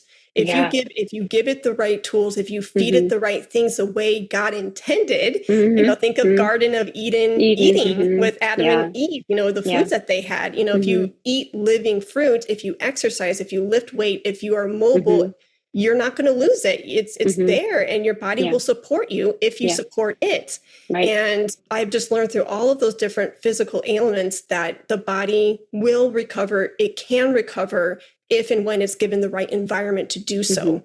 And absolutely. I've literally been astounded time and time again because of that. And that just shows you another gift from God, right? Like, he equipped us with this amazing body that we get to live in temporarily on this earth. And if we give it the right things, it will thrive. Yeah. Well, and our bodies are so smart. Like we don't know 80% of the functions that are going on in our bodies right now. Like it just does what it's designed to do. Right. And even, I know when my mom passed away and we went to go see her body, she was at a hospice in the last 11 days of her life, but I was mentally and emotionally and spiritually fine, but my body started shaking. Like I was really cold and I couldn't stop shaking. And it was just my body's way of getting rid of the emotions of that moment. And then once it stopped, like I was okay, but it was one of those, I hadn't experienced that before. And I'm like, okay, this is instead of freaking out, which I could have, right? Like, why can't I stop shaking? I was like, when the muscles are doing that, they're trying to just relieve me of the emotional stress of that moment. Mm-hmm. And it knew what to do. And I just was like, okay, this is what my body's doing right now. And I accept that this is the process. Mm-hmm. I've never dealt with a passing parent before. So this is new to me. And this is my body's reaction to the emotions of the stress of this moment. And I don't want to say it was a beautiful thing, but it was a comfortable thing in knowing like my body's in control. And same like when I gave birth to Christian, it's like amazing how your body just knows what to do. And I'm like, I have no idea what's going on, but my body's telling me to push. So like I have this Here we go. to push. Yeah. So, it's just like, yeah, it's the more I live, the more I realize like God's designed these amazing vehicles for our spirit to reside in. And he designed everything to work functionally and majestically almost like in this manner that even science can't explain. Like they still don't understand all the aspects of the eyes or the brain. And I looked how my mom recovered. She had a massive stroke in 2018 and how she recovered from that. And her neurologist was like, yeah, we don't understand how the brain recovers from this, but it will create new neural pathways to parts that are no longer, that are basically died. It creates these new pathways so that everything starts to function again. And it's like, it's amazing. It's amazing. We can't duplicate what our bodies can do, Yeah. And so just knowing that our bodies are on our side. Mm-hmm. If they're not on our side, or we feel like they're failing us, there's something that needs to change that we're doing. Okay. Yeah. I mean, there are those times. I mean, I'd say mainly like cancer, heart disease, all those things, like most of them are preventable and curable if you change habits. And a lot of doctors would agree with me on that. And there's been a lot of research on that. There are things that we're born with. Like I had a little student who was diagnosed with leukemia.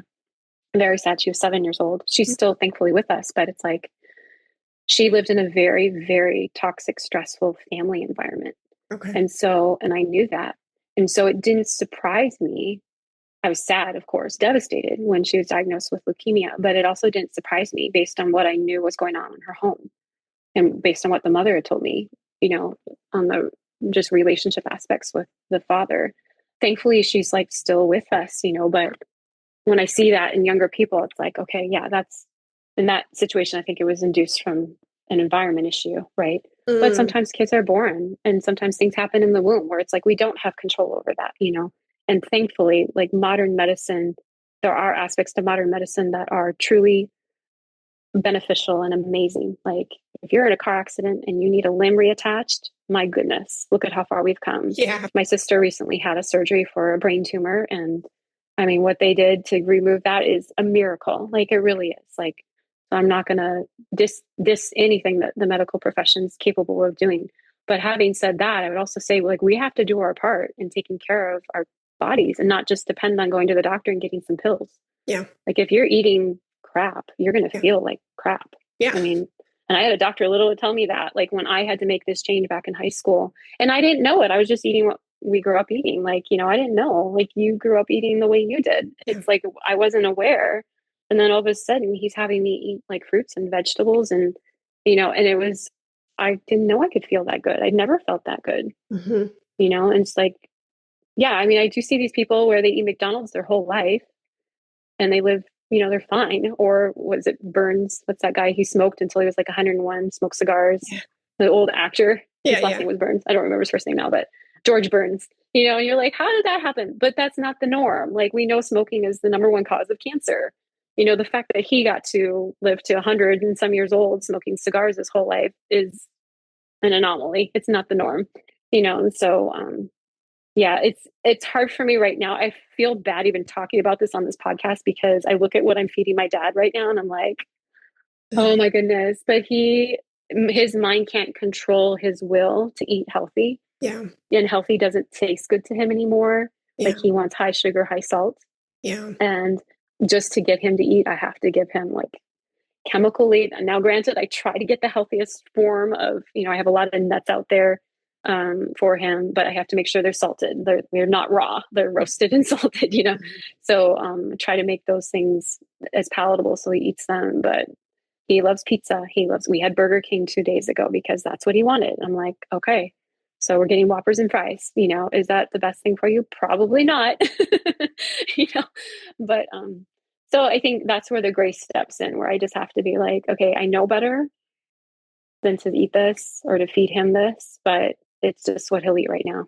And he's 89 years old and has Alzheimer's. So that trumps healthy eating. Yeah. But for those of us who don't have mental issues, we can make those choices. And I think even with you, I think you went cold turkey, if I remember correctly. I did, because you were you giving us the accounts of your doctor saying, well, crap in, crap out. That's the hard, loving conversation you had with me back in 2011, 2012. And because I was teaching 60 students, I put my health on the back burner, and I was driving 500 miles a week, which meant it was fast food day in and day out. So it's like a McDonald's, like Egg McMuffin for breakfast, and a lot of coffee and too much sugar in it. And then it was like more fast food for lunch, because it was going between schools. And then dinner was also on the road, because I was whizzing down to get to downtown Fort Worth to teach at TCC in the evening. Yeah. And so you accumulate that, and over time, that pattern, your body is there's going to be telltale signs of what's going on, and your body is going to react, and it's just going to show you these symptoms that are just undeniably, you cannot not notice them. Right. And, I remember calling you in the back of a parking lot before I entered into a school around 2011, 2012, and I just bawled my eyes out, because my left pelvic area was just so inflamed, and I kept getting ulcers on my ovaries.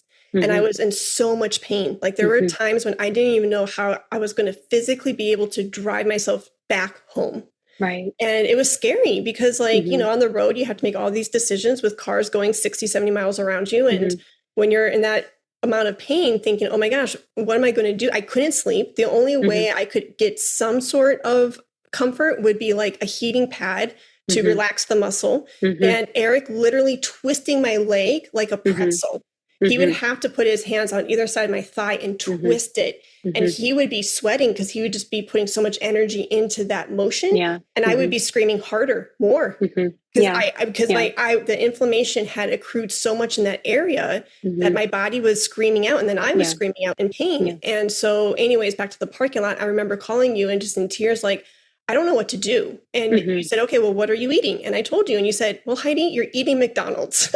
And that's really not food. Yeah. And then you encouraged me to look at anti-inflammatory diets and what God has made, and thinking of Garden of Eden, eating and living. And then I just went down this rabbit hole. I went to Barnes and Noble, and you know how there's a Starbucks attached to every Barnes and Noble. And I pulled out anti-inflammatory books, sat there at that Starbucks table, and started reading like the prefaces and just the introductions and case studies. And I was just this bookworm.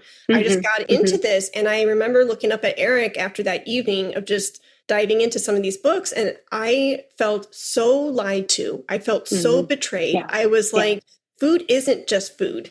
No. And my heart melted and it just ached. And I'm like, oh my gosh, a lot of these diseases, like literally diseases, dis-ease of the body. And a lot of these diseases can be prevented with food. And it was just this whole like unveiling, and this veil just lifted off my eyes. I was like, oh my gosh, this makes so much sense. And you look back at the history, and you look back at like my patterns and my lifestyle. It's like, oh, okay, I can see glimpses of why this makes sense to me. And so full circle back to what you said, I went cold turkey. The next day, no, not even the next day. That night from Barnes & Noble, Eric and I went home.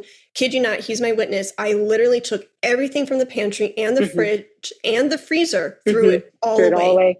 I was almost, the best way I can describe it, Kristin, was I was sickened.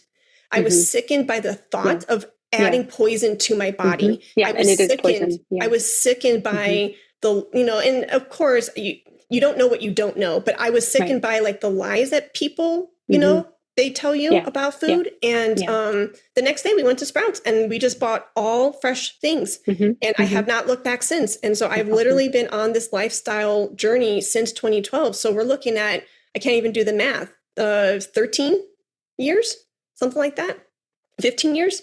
And it's been the best thing ever. And when I've come across other problems with my body and things that I needed to overcome, my first resort is like, okay, well, now in this season, what needs to be additionally eliminated? Right. So for example, last year I was noticing, because my chiropractor, Dr. Bo in Dallas, he said something about like, it's going to be hard for you to kind of, he didn't say it in this way, but in layman's term, I'm summarizing and paraphrasing. He said, it's going to be kind of hard for you to heal at the rate you want to heal at if you're constantly in this fight or flight. area. Yeah. And Yeah. you Your are sympathetic nervous system. And he was like, I feel like you are just on a little too on, and you are just a bit anxious, and maybe the irritability is, you trying to go and cope through this fight or flight response, and your nervous system is on high alert. And he really taught me breath work and things like that. And I went home and I prayed about it. And the first thing that came to my mind was my coffee consumption was getting out of control. And even though I wasn't putting it, with refined sugar or any of the additives with flavoring and things like that, like the coffee mates and stuff, I never did that. Just even a shot or 2 or 3 shots of espresso every day was not helping that at all. And so that's very much me. Like 2012, when you said cold turkey, I did cold turkey on coffee July of last year. That's rough. And those two, and I will not lie, though, that first week was a pain in my a thorn in my side. But after those 7 to 14 days, and then I started calming down, and I started being able to manage my emotions better, being able to sleep better. I'm like, oh, I can this is, I can breathe. And all that's to say is that's a good example of, even though I had a great foundation from you and having that paradigm shift and realizing a lot of things about food and changing that in 2012, then you fast forward 10 years in 2022, 23, then it just shows you that it still wasn't perfect, and it won't be, but it was just like the continuous eliminating of the toxins that come up in certain seasons, and noticing and pinpointing them and going, ooh, maybe coffee, let me take that out. And sure enough, it's like, oh, wow, the anxiety is going down, the insomnia is going down. And I haven't had a glass of wine or any sort of alcoholic beverage for about 1.5 years now too. And it was the best decision ever. And, in these, I'm saying this loosely, these lies that, society teaches us is like, oh, well, red wine is really good for, preventing cancer.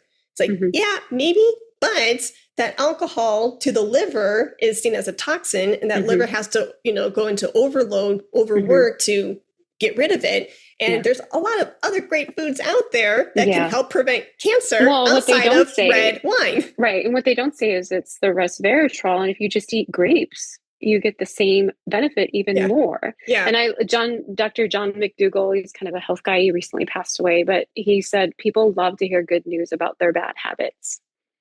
Say that one more time. People love to hear good news about their bad habits. Okay. So when you read articles about how wine is good for you, if you're a wine connoisseur, you're going to want to hear that. Yeah. You're going to want to know, oh, there's some benefit here for me, right? And even with coffee, there are some benefit to it. When I have coffee, I drink decaf, but I also I love coffee alternatives like Ticino, because for me, it's like my family's Norwegian. So coffee to Norwegians is like wine to Italians. It's a big part of our culture.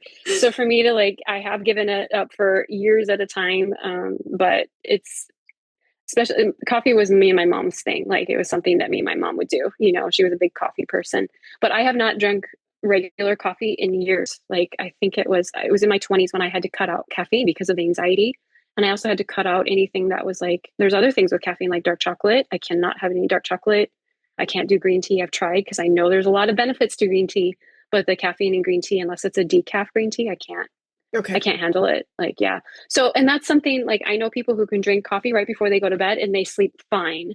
Yeah. So that's specific to me. It's specific to you. If someone does having, I had a student who had extreme anxiety. I'm like, what are you drinking? She was drinking 2 Red Bulls a day.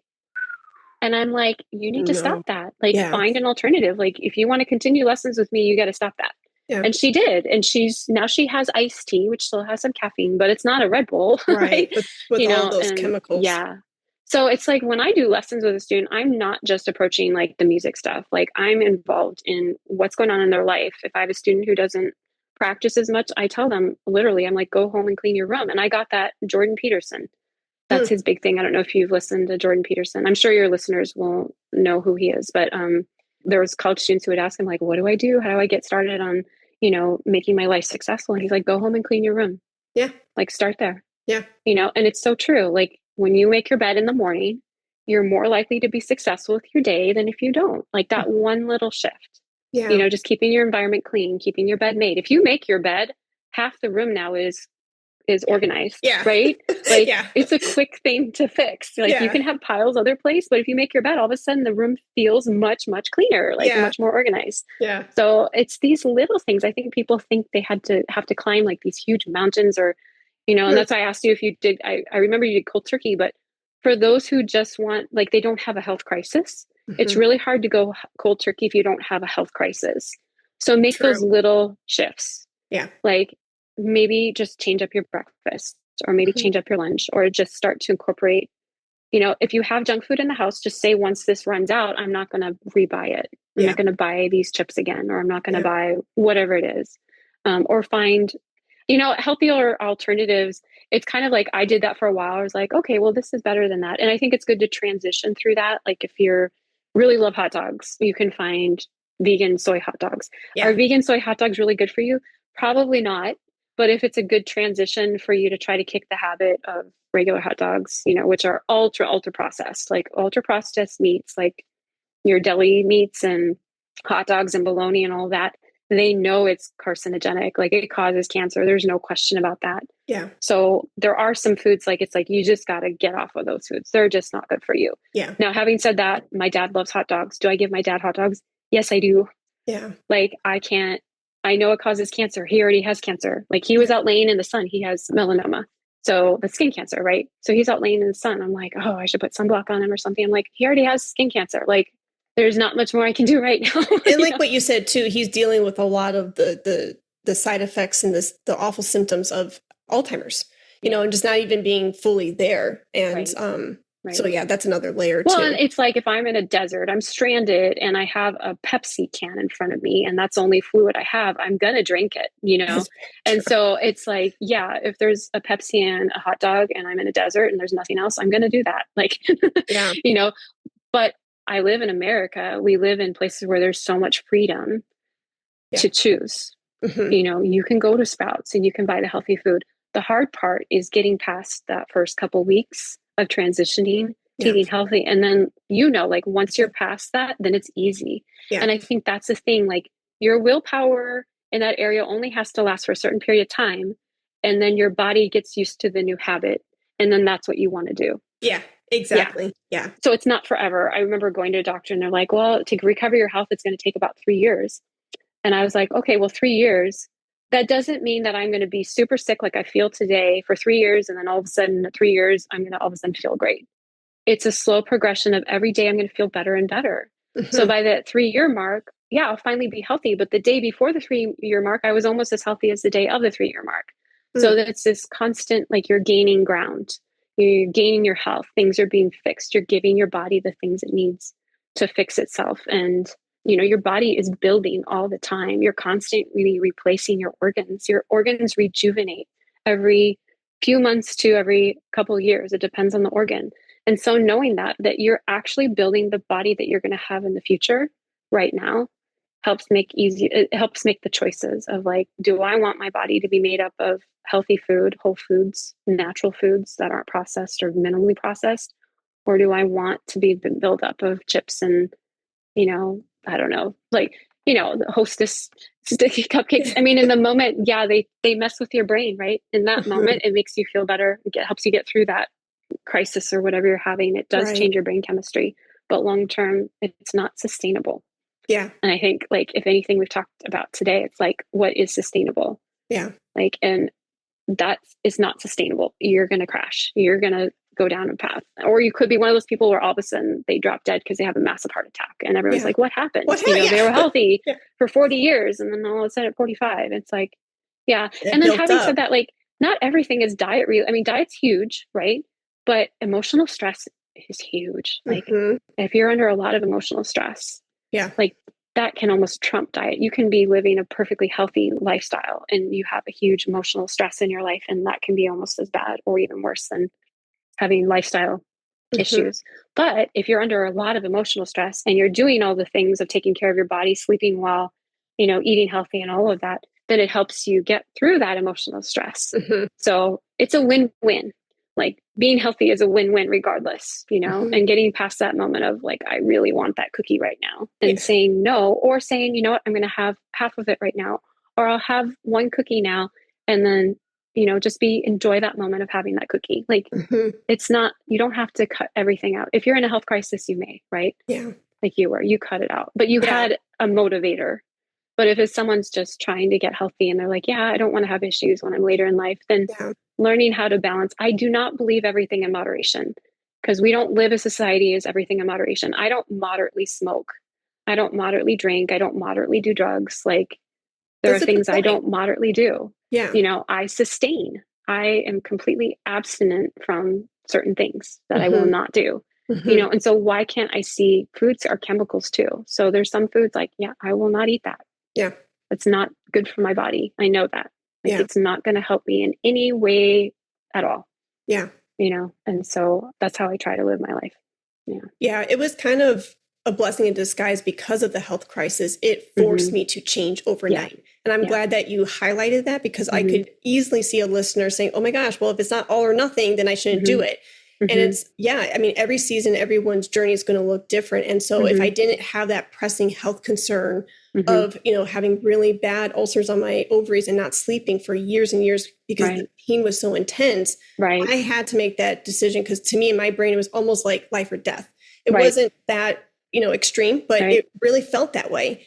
And so, but for some, it may be like a gradual thing, like what Kristin is saying. And, like even a student one time, she was getting ready for one of the military branches. She decided to, enlist in the Army versus going to college. And so she was like, I'm getting ready with my uncle to do, to get ready for boot camp and things like that. And they have to be in a certain weight, and obviously healthy weight, and be able to lift and do X amount of push-ups, pull-ups, etc. So she wanted to prepare for that. And so she knew I was a health nut in a very good way. And she asked me, like, what would you do? And I said, well, give me a rundown of where you are and, let's tweak.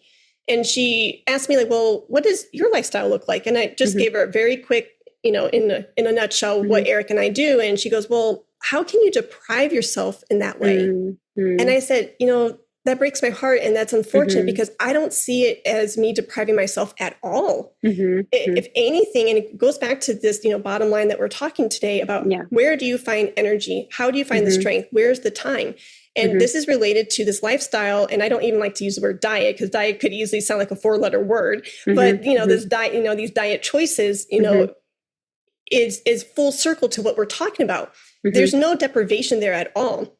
For me, it's like, because I'm meeting my body where it's at and I'm supporting it, it can support me. And if it's supporting me, then I have the energy, and it's this beautiful ripple effect. I have the energy to show up and be present and not to be tired. And I know that cookie may feel really sweet to the tongue now, but in 20 minutes, I am going to feel like I'm going to crash. Like in 20, 30 minutes, I'm going to get this high, and then I'm going to crash. And then what is that crash going to, what will the effect be? The effect will be, I will want to take a nap. Well, that nap will then, go and have this lingering effect in changing the schedule of my day. And I won't get the things done on my to-do list that I wanted to get done. And it's this vicious cycle. So if you're eating takeout foods late at night and having it with a glass of wine, well, for me, like wine at dinner, I knew, and I followed the pattern, and I saw it so clearly. It would wake me up religiously between 2 and 4 a.m. on the head every day. And there's there's studies out there, and that's literally like, it can go, and you can see it with like the Chinese calendar, or not the Chinese calendar, that like kind of like the Chinese clock. And that's the liver being woken up during that time. And so then then it's, then it's this awful ripple effect. And if I'm being woken up between 2 and 4, getting back to sleep is a headache. And then I wake up groggy. And then the next day is not so fun. I don't have the energy. And then you have to depend on coffee. And then you go to coffee, and then I'm on this like roller coaster ride again with my nervous system going up and down, and I'm being irritable and anxious. But the foods that God has made, the fruits and the whole foods and the grains and all these wonderful things, it gives you that amazing energy that is sustainable. Like I feel like eating a whole food diet, my energy is like it's very controlled in a good way. It's predictable.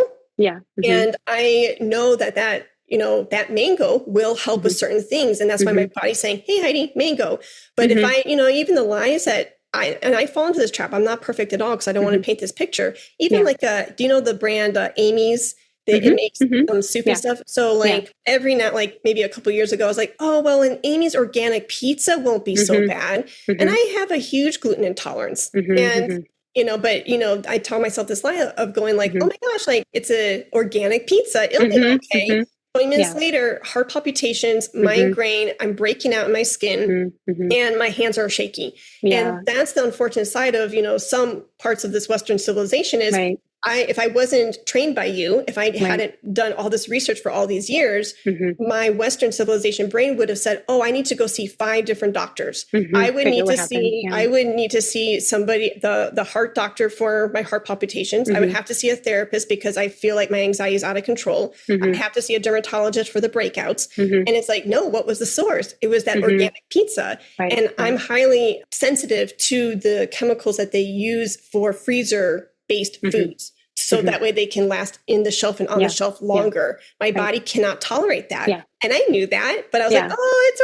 organic, Amy's. I'm good. It's amazing how we can convince ourselves. So all that's to say is full circle. I know I'm giving a long-winded example, but that's literally like the basis of like what we're talking about with like your energy and organizing your energy. And is your energy depleted or are you thriving? And what are these different things? Like you're talking about clutter, physical clutter, mental clutter, the foods that are coming in, the foods that are going out. It all adds up and it's all a part of this equation for the productivity and for your health and for everything that we're talking about. So that way, if you feed the source what is intended, then you're going to feel alive and bright and thriving when you go into lessons, writing that book, making that flute course. And then you won't question, like, where am I going to get this energy from? It's like, well, if you go to the source, it's there. And you just have to make these. And at some point, I think everybody comes to their conclusion of when enough is enough. When they're like, I'm at the end of my rope. So that was me for my pelvis. It was like, I'm at the end of my rope. I have got to do something right here, right now, or I'm going to go crazy. You hit rock bottom. So everybody's going to have their own testimony with that.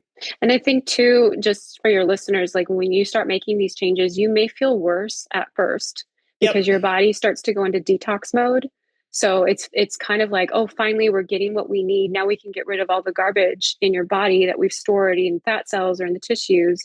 And so you may have some weird symptoms. And a lot of people are like, oh, this isn't right eating. This isn't working. Instead of just waiting it out, it takes about 3 months, from 2 weeks to 3 months for the body to like start to get into a place of health. And then depending on if there's health issues, like, it's a constant process of getting better. You probably feel better now. I mean, I know you had really positive results right away, but you probably feel better now than you have ever. Completely. I just turned 40 and I told Eric the other day, like, literally, if I didn't have a birth certificate or somebody didn't tell me I was born in 1985, I would tell somebody, oh, I'm 25. Yeah. You look 25. You look amazing. Thank you. You're sweet. But I feel 25. I feel 30. I don't feel 40. There's a great quote that I wanted to mention earlier, but it's nothing tastes as good as healthy feels. So nothing tastes as good as healthy feels. And, when you think about that, like once you start feeling healthy, and you know that what you're eating is contributing to that, you want to stay on that path. Like if you're as a musician, if you're with a teacher and all of a sudden you're like becoming this amazing flutist because this teacher is really helping you along, you stay with that teacher, and it's like once you find that solution to promoting health in your body, it encourages you to stick with it. And all those cravings or that deprivation, it goes away. It does. And then when you taste those foods again, they don't taste the same. It's nasty. It literally sometimes it makes me want to vomit. And you're right. Like if you start making that switch to whole food eating, you could easily feel like you're having flu symptoms for a week or two, but it goes away. It goes away. Yeah. And when you taste chemical food, like I literally can taste the chemicals in certain foods. Yeah. Especially fast food. Like, I remember I was really, really strict for a couple of years and I just decided that I'm like, I want to have a Wendy's. Like I haven't had a Wendy's in so long. It'd be fun to have a Wendy's. I remember eating that Wendy's fried and like, it just tastes like chemicals to me. It doesn't taste like potatoes, know, and I couldn't eat it. Yeah. I was like, this is gross. Yeah. It just doesn't. And then once you have that in your brain, like the foods won't taste the same because right now people are addicted to those foods. They're addicted to the chemicals. And once you get off that addiction and you try it again, or you may not even want to try it again, but you'll realize like, oh yeah, this is bad. It doesn't taste like food. And that's what my student was saying, like, how can you deprive yourself of that cookie? And I'm like, well, knowing what I know now and my taste and what my body crave, that chocolate chip cookie, I have no desire for it because of the taste, because of the synthetic taste of it. And it's like, it tastes nasty to me. It's overly sweet and it's gross. And she's like, well, so you don't eat sweet things at all? I'm like, have you ever tasted a date? Have you? Oh, it's the sweetest thing ever. Like literally God gave us candy in fruit. Right. And she's like, well, it doesn't taste that sweet. I'm like, yes, because you're comparing it to man-made sugar. If you take out the man-made sugar, pastry, bagel, cookie, and then you forget that, and you've restored your body, and then you start eating the date, the strawberry, the blueberry, the pineapple, the mango. You're gonna your eyes are gonna light up, your tongue is gonna be on fire, and go, oh my gosh, this is amazing. And so that's why I'm like, I could talk about this forever, and I get giddy about it, but like that's the fire then of you wanting to pursue and continue that lifestyle, because it's like, I know exactly when we get off this call, like I'm craving blueberries. I'm going to eat as many blueberries as I want. I have a bowl of green grapes in the fridge that are calling me. Yeah, see, we're ready with our fruit. And, it's amazing. And like when I do little date snacks for after lunch dessert or after dinner dessert, and I do like some dates, I take the pit out, I do a little dark chocolate sprinkle with walnut and sea salt, and I give it to Eric. He goes, this is better than a Snickers bar. Right. This is 10 times better than Snickers. And those are the lies that the earth will give you. Like, here, if it's in a wrapper, here you go. And we're going to market it, and you're going to buy it. And it's like, when you have like a God-made Snickers bar, it's 10 times better. And you're like, well, and you want more. Like they create these things. Like when you eat Whole Foods, there comes a point where you're like, oh, I'm good. I'm good. Like I've had enough and I'm totally satiated. But when you're eating like chips or candy or anything, you have to like literally tell yourself like, okay, you've had enough. Like you have to make that. And sometimes it's hard to make that definition of saying like, because you could eat a whole bag easily, like how it works in the brain and how they've made it such an appetite stimulant. Like your brain is just like, give me more and more and more and more, and that's the goal. They want to make money. So of course they're going to do that. And they have chemists who like work on it just to make it extremely palatable. Yeah. But we're not designed to have that like extremely palatable food, it messes with our brain. And if there's a food like those addictive foods, like you have to have them. You can't go a day without them. Whereas when you're on Whole Foods, it's like, oh, I really feel like grapes right now. But if I can't find grapes and there's an orange there instead, I'm fine with that. Like, it's whereas when you have a craving for something, like let's say you're addicted to Snickers, you have to have the Snickers. It's sad. So the owner of this dog that we have now, I found out that the reason she got hit by the truck is she was going from her apartment to Circle K because she wanted a Rice Krispie treat. Oh. So she was feeding her addiction. Okay. And not that that's what killed her, but she was walking to Circle K to get a Rice Krispie treat. And I'm like, oh, that's sad. She couldn't, and her friend, her daughter or somebody who was out of town said, oh, wait, I'll take you tomorrow. We'll go to the grocery store. And she had to have it right then and there. And it was that little trip that she wound up being hit by a truck and, dying. And I'm like, oh, that's so sad. Yeah. Like if she didn't have that addiction to Rice Krispie treats, she could still be alive now, So it's like when we're, and it was her time too, I guess, I'm not going to take God's sovereignty out of that, situation, but I'm just like, how often do we wind up in situations where our health is extremely compromised or our life isn't even compromised? I mean, how many people do I know have passed of cancer? Or, I mean, even my dad with Alzheimer's, he's always had a sweet tooth his whole life. Like my parents were always like everything in moderation type people. And that's how I grew up. And there was a point in my life I'm like, this isn't working for me, And so my mom was more healthy than my dad. But my dad was like, oh, if I feel like, fast food, I'll just have a little fast food. And it was like every day it was a little bit of that. And now I look at his health, I'm like, you have stage 4 cancer. It's spread all over your body and you have a degenerative brain disease. Like, I'm sure if you made different life choices, like it'd be different, And I look at a lot of people like that. Now, granted, we all have a free will, so we can still choose to do that. And I guess I want to be in a place where if I'm going to have a cookie, it's my choice. It's not, I have to have a cookie. You know what I'm saying? It's not an addiction. Or if I'm going to have a cup of coffee, it's because in this moment, I want to have a cup of coffee.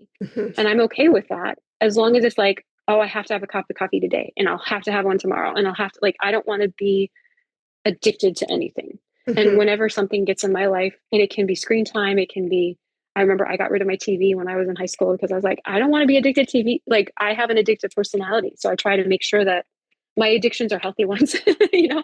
I have an addictive personality too. I think it's a flute thing. I find a lot of flute players, you know, Uh-huh. I think because we get addicted to practicing, right? Okay. Which makes us better flute players. Yeah.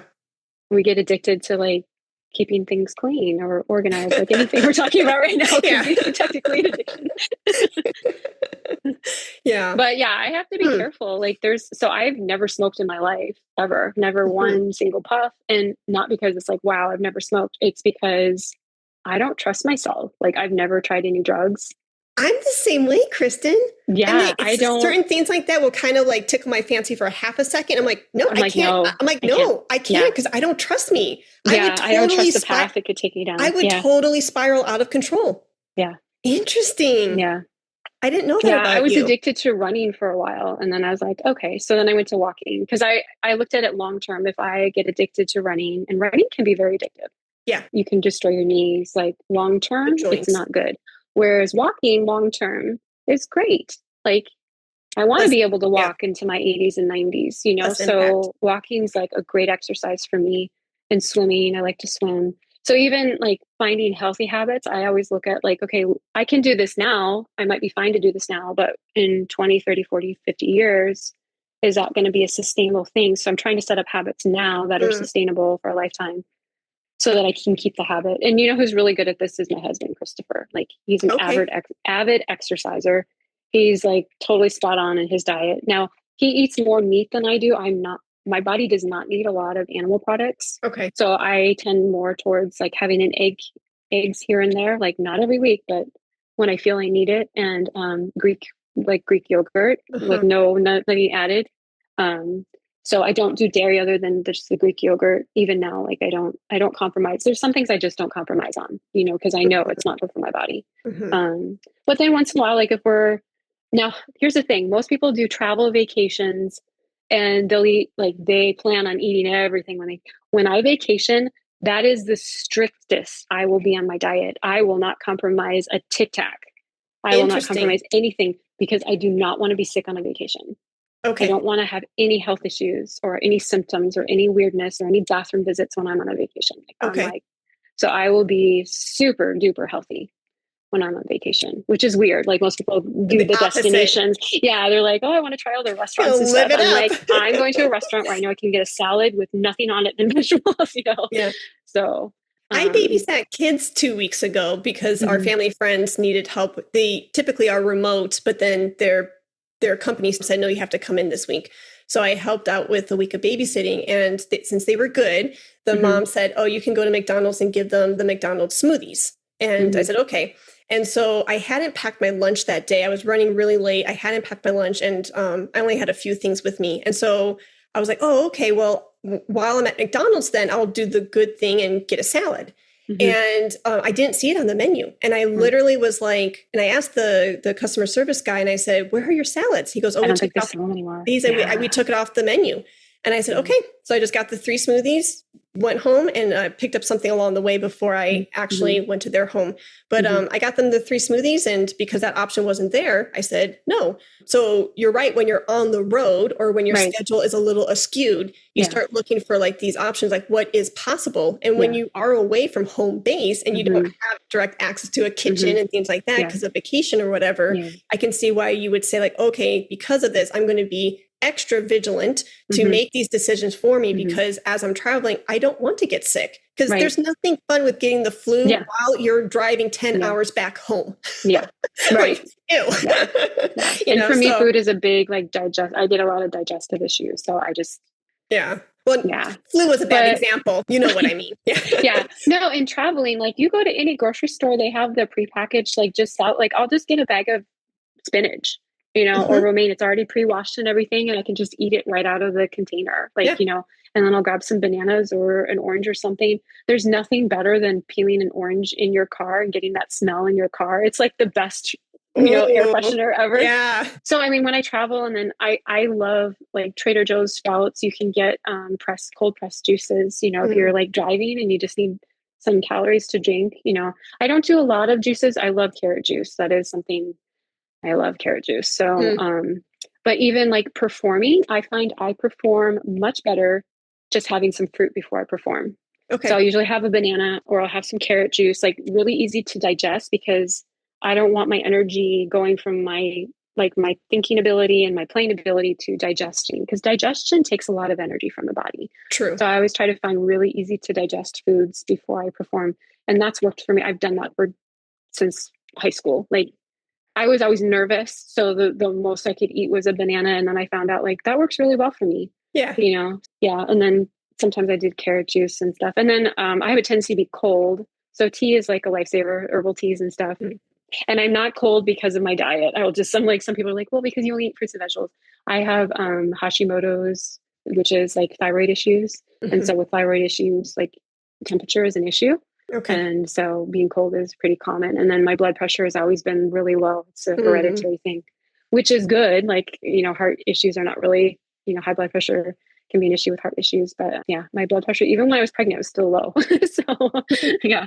So no matter what I do, it's just how I am. And that's like, there's things you just have to accept. Like, that's my body. That's how it is. And other things I'm like, can I change this? Like, I know this is how I am now, but is this something that I could tweak or change or get better at? Like, when I'm exercising, my blood pressure is a little higher. It won't go past a point, but so exercise is huge. But we know that, like, we know we're supposed to exercise. But I feel like a lot of people are misled in diet, and they're misled in cosmetics, and that would be another thing for us to talk about at some point, like, or cleaning products. And that was hard for me moving into my dad's house, because my mom was cleaning product queen. Every single sink in this house is packed full of cleaning products underneath.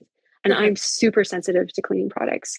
Yeah. So that was something I had to gather up all the cleaning products and put it in one location and just get it out, and then bring in my natural stuff to clean. Because I will get, like, I get these weird, like, white bumps all over my skin from contact to cleaning products. And it's just, I have an immediate reaction to cleaning products, and I'll get dizzy or headaches right away. I get headaches. It's the not just the chemicals in the cleaning product, but the perfumes, the smells. I can't do it. I will definitely get a headache.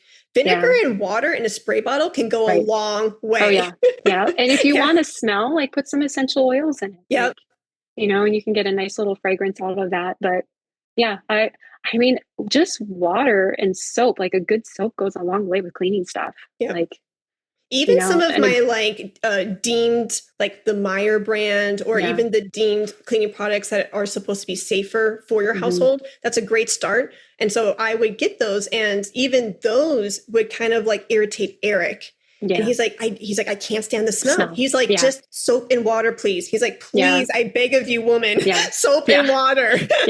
So even like the so-called, better cleaning alternatives, the more natural stuff even kind of bugs Eric sometimes. He has really sensitive skin too. Yeah. And so all that, even there was one time in our marriage, I don't know if you know this, but I switched dryer sheets. I switched dryer sheets one time, and we were all, I always had the ball.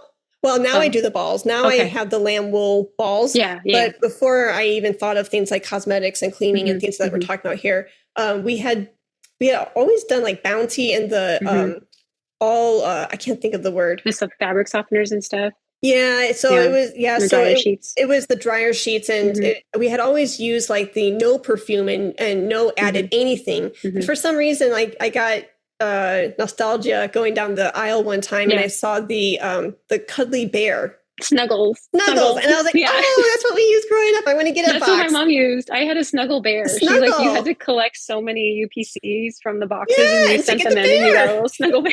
So I got it because I was like, oh, this is, going down memory lane. And kid you not, the next load, Eric put on clean clothes, and he broke out in the worst hives ever, from the top of his head all the way down to his pinky toe and everything in between. And the guy we were like, oh my gosh, is it going to like close up his throat? Right. He was on so much Benadryl, and he had to bring down the inflammation of these hives. And so he had this outbreak from this perfume and the Snuggles dryer sheets.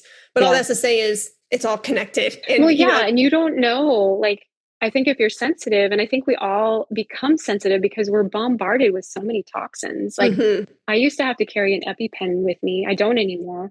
Now I just carry some chewable Benadryl in my purse, because I can, go into restaurants, or sometimes my students have perfume on, and that's like a trigger for me, so I never know. And so that just puts my mind at ease if I have something, And then I just have to get myself out of that environment. But I went into a location, they just cleaned with Clorox the floors. And I got so dizzy from the Clorox that I had to leave like right away.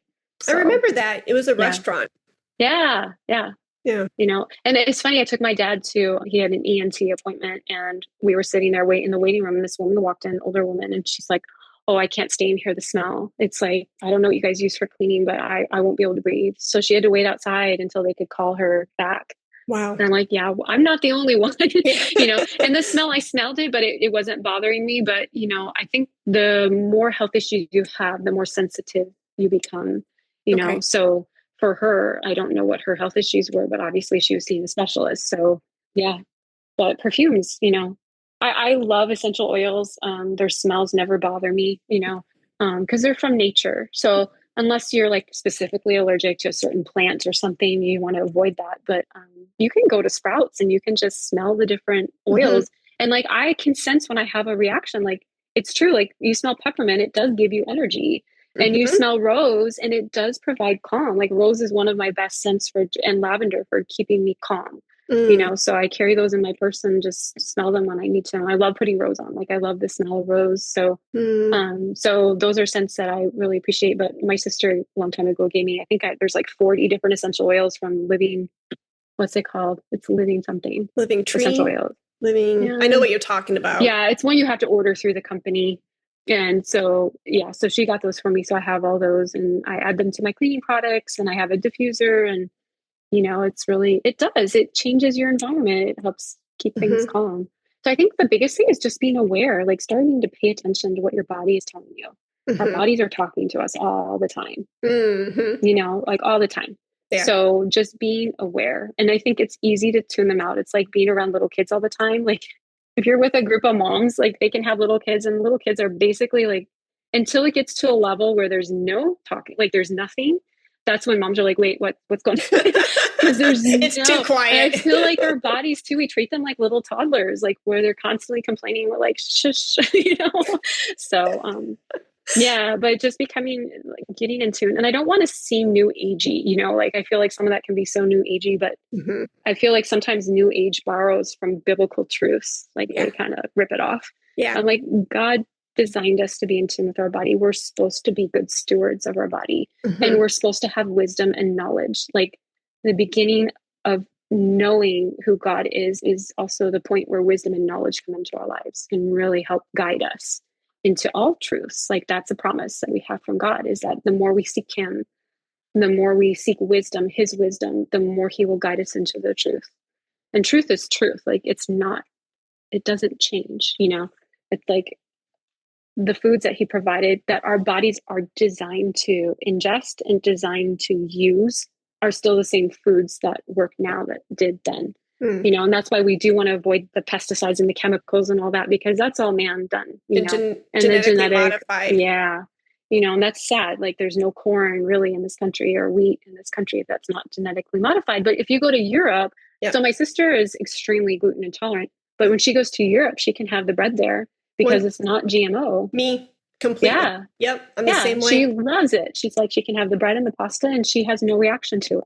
Yep. You know, but in this country, she can't. So it's kind of sad how we're missing out here. And, you know, it's interesting in Europe, a lot of like the dyes and the chemicals and stuff used in food here is illegal. Everywhere else. Yeah. Yeah. They're not allowed to put it in the food there. So like Kraft, they have their macaroni and cheese here. If you read the ingredients, it's like 20 ingredients. And you go over to Europe, Kraft macaroni and cheese, it's colored with beta carotene, not with yellow dyes. Number 5. Yeah. It doesn't have the red 40 and yellow 5 in it, where it does here. So it's like, why can't you do that here? But it's cheaper. Chemicals are cheaper than the real thing. That's the problem. Right. It's profit. And I think once you realize like they're destroying your health for profit, it should make you angry. No, it should make you want to do something. Oh, it made me furious. Yeah. I was fuming mad. Yeah. Yeah. And make you want to like not support them anymore. Like every time you buy junk food, every time you put your money down at the grocery store, you're supporting that company. Being in agreement. Yeah. Yep. So if you see it as more of a legal transaction than just anything else, like, you know, that's important, you know. And a lot of the companies, I mean, Starbucks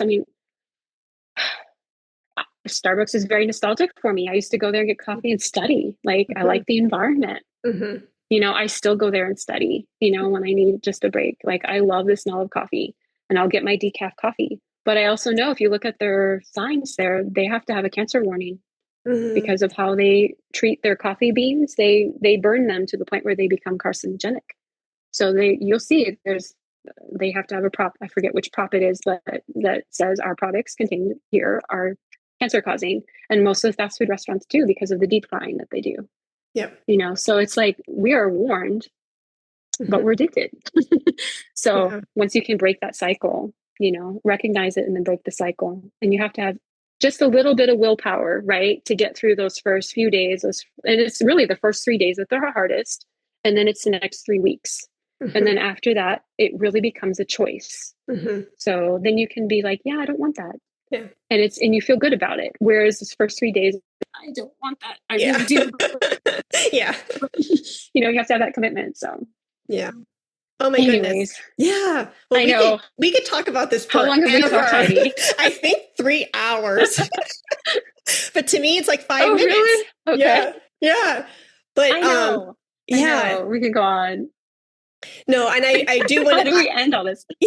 Right? I think because we covered a lot. I think in summary, and that's the beautiful thing of having conversations with friends on a podcast, because we can go in and have a plan. And you and I kind of told you if we can talk about this or that, because I know you're passionate about this, that'd be great. But then I know as a podcaster that the magic is going to happen in the moment. And that's what music is. And, everything we talked about today, jazz and improvisation and having a plan, but then noticing things. And so I think in summary, since we talked about a lot, I will do my very best to put this in a nutshell. And that is, your relationship with Christ is first and should be first and foremost in your life.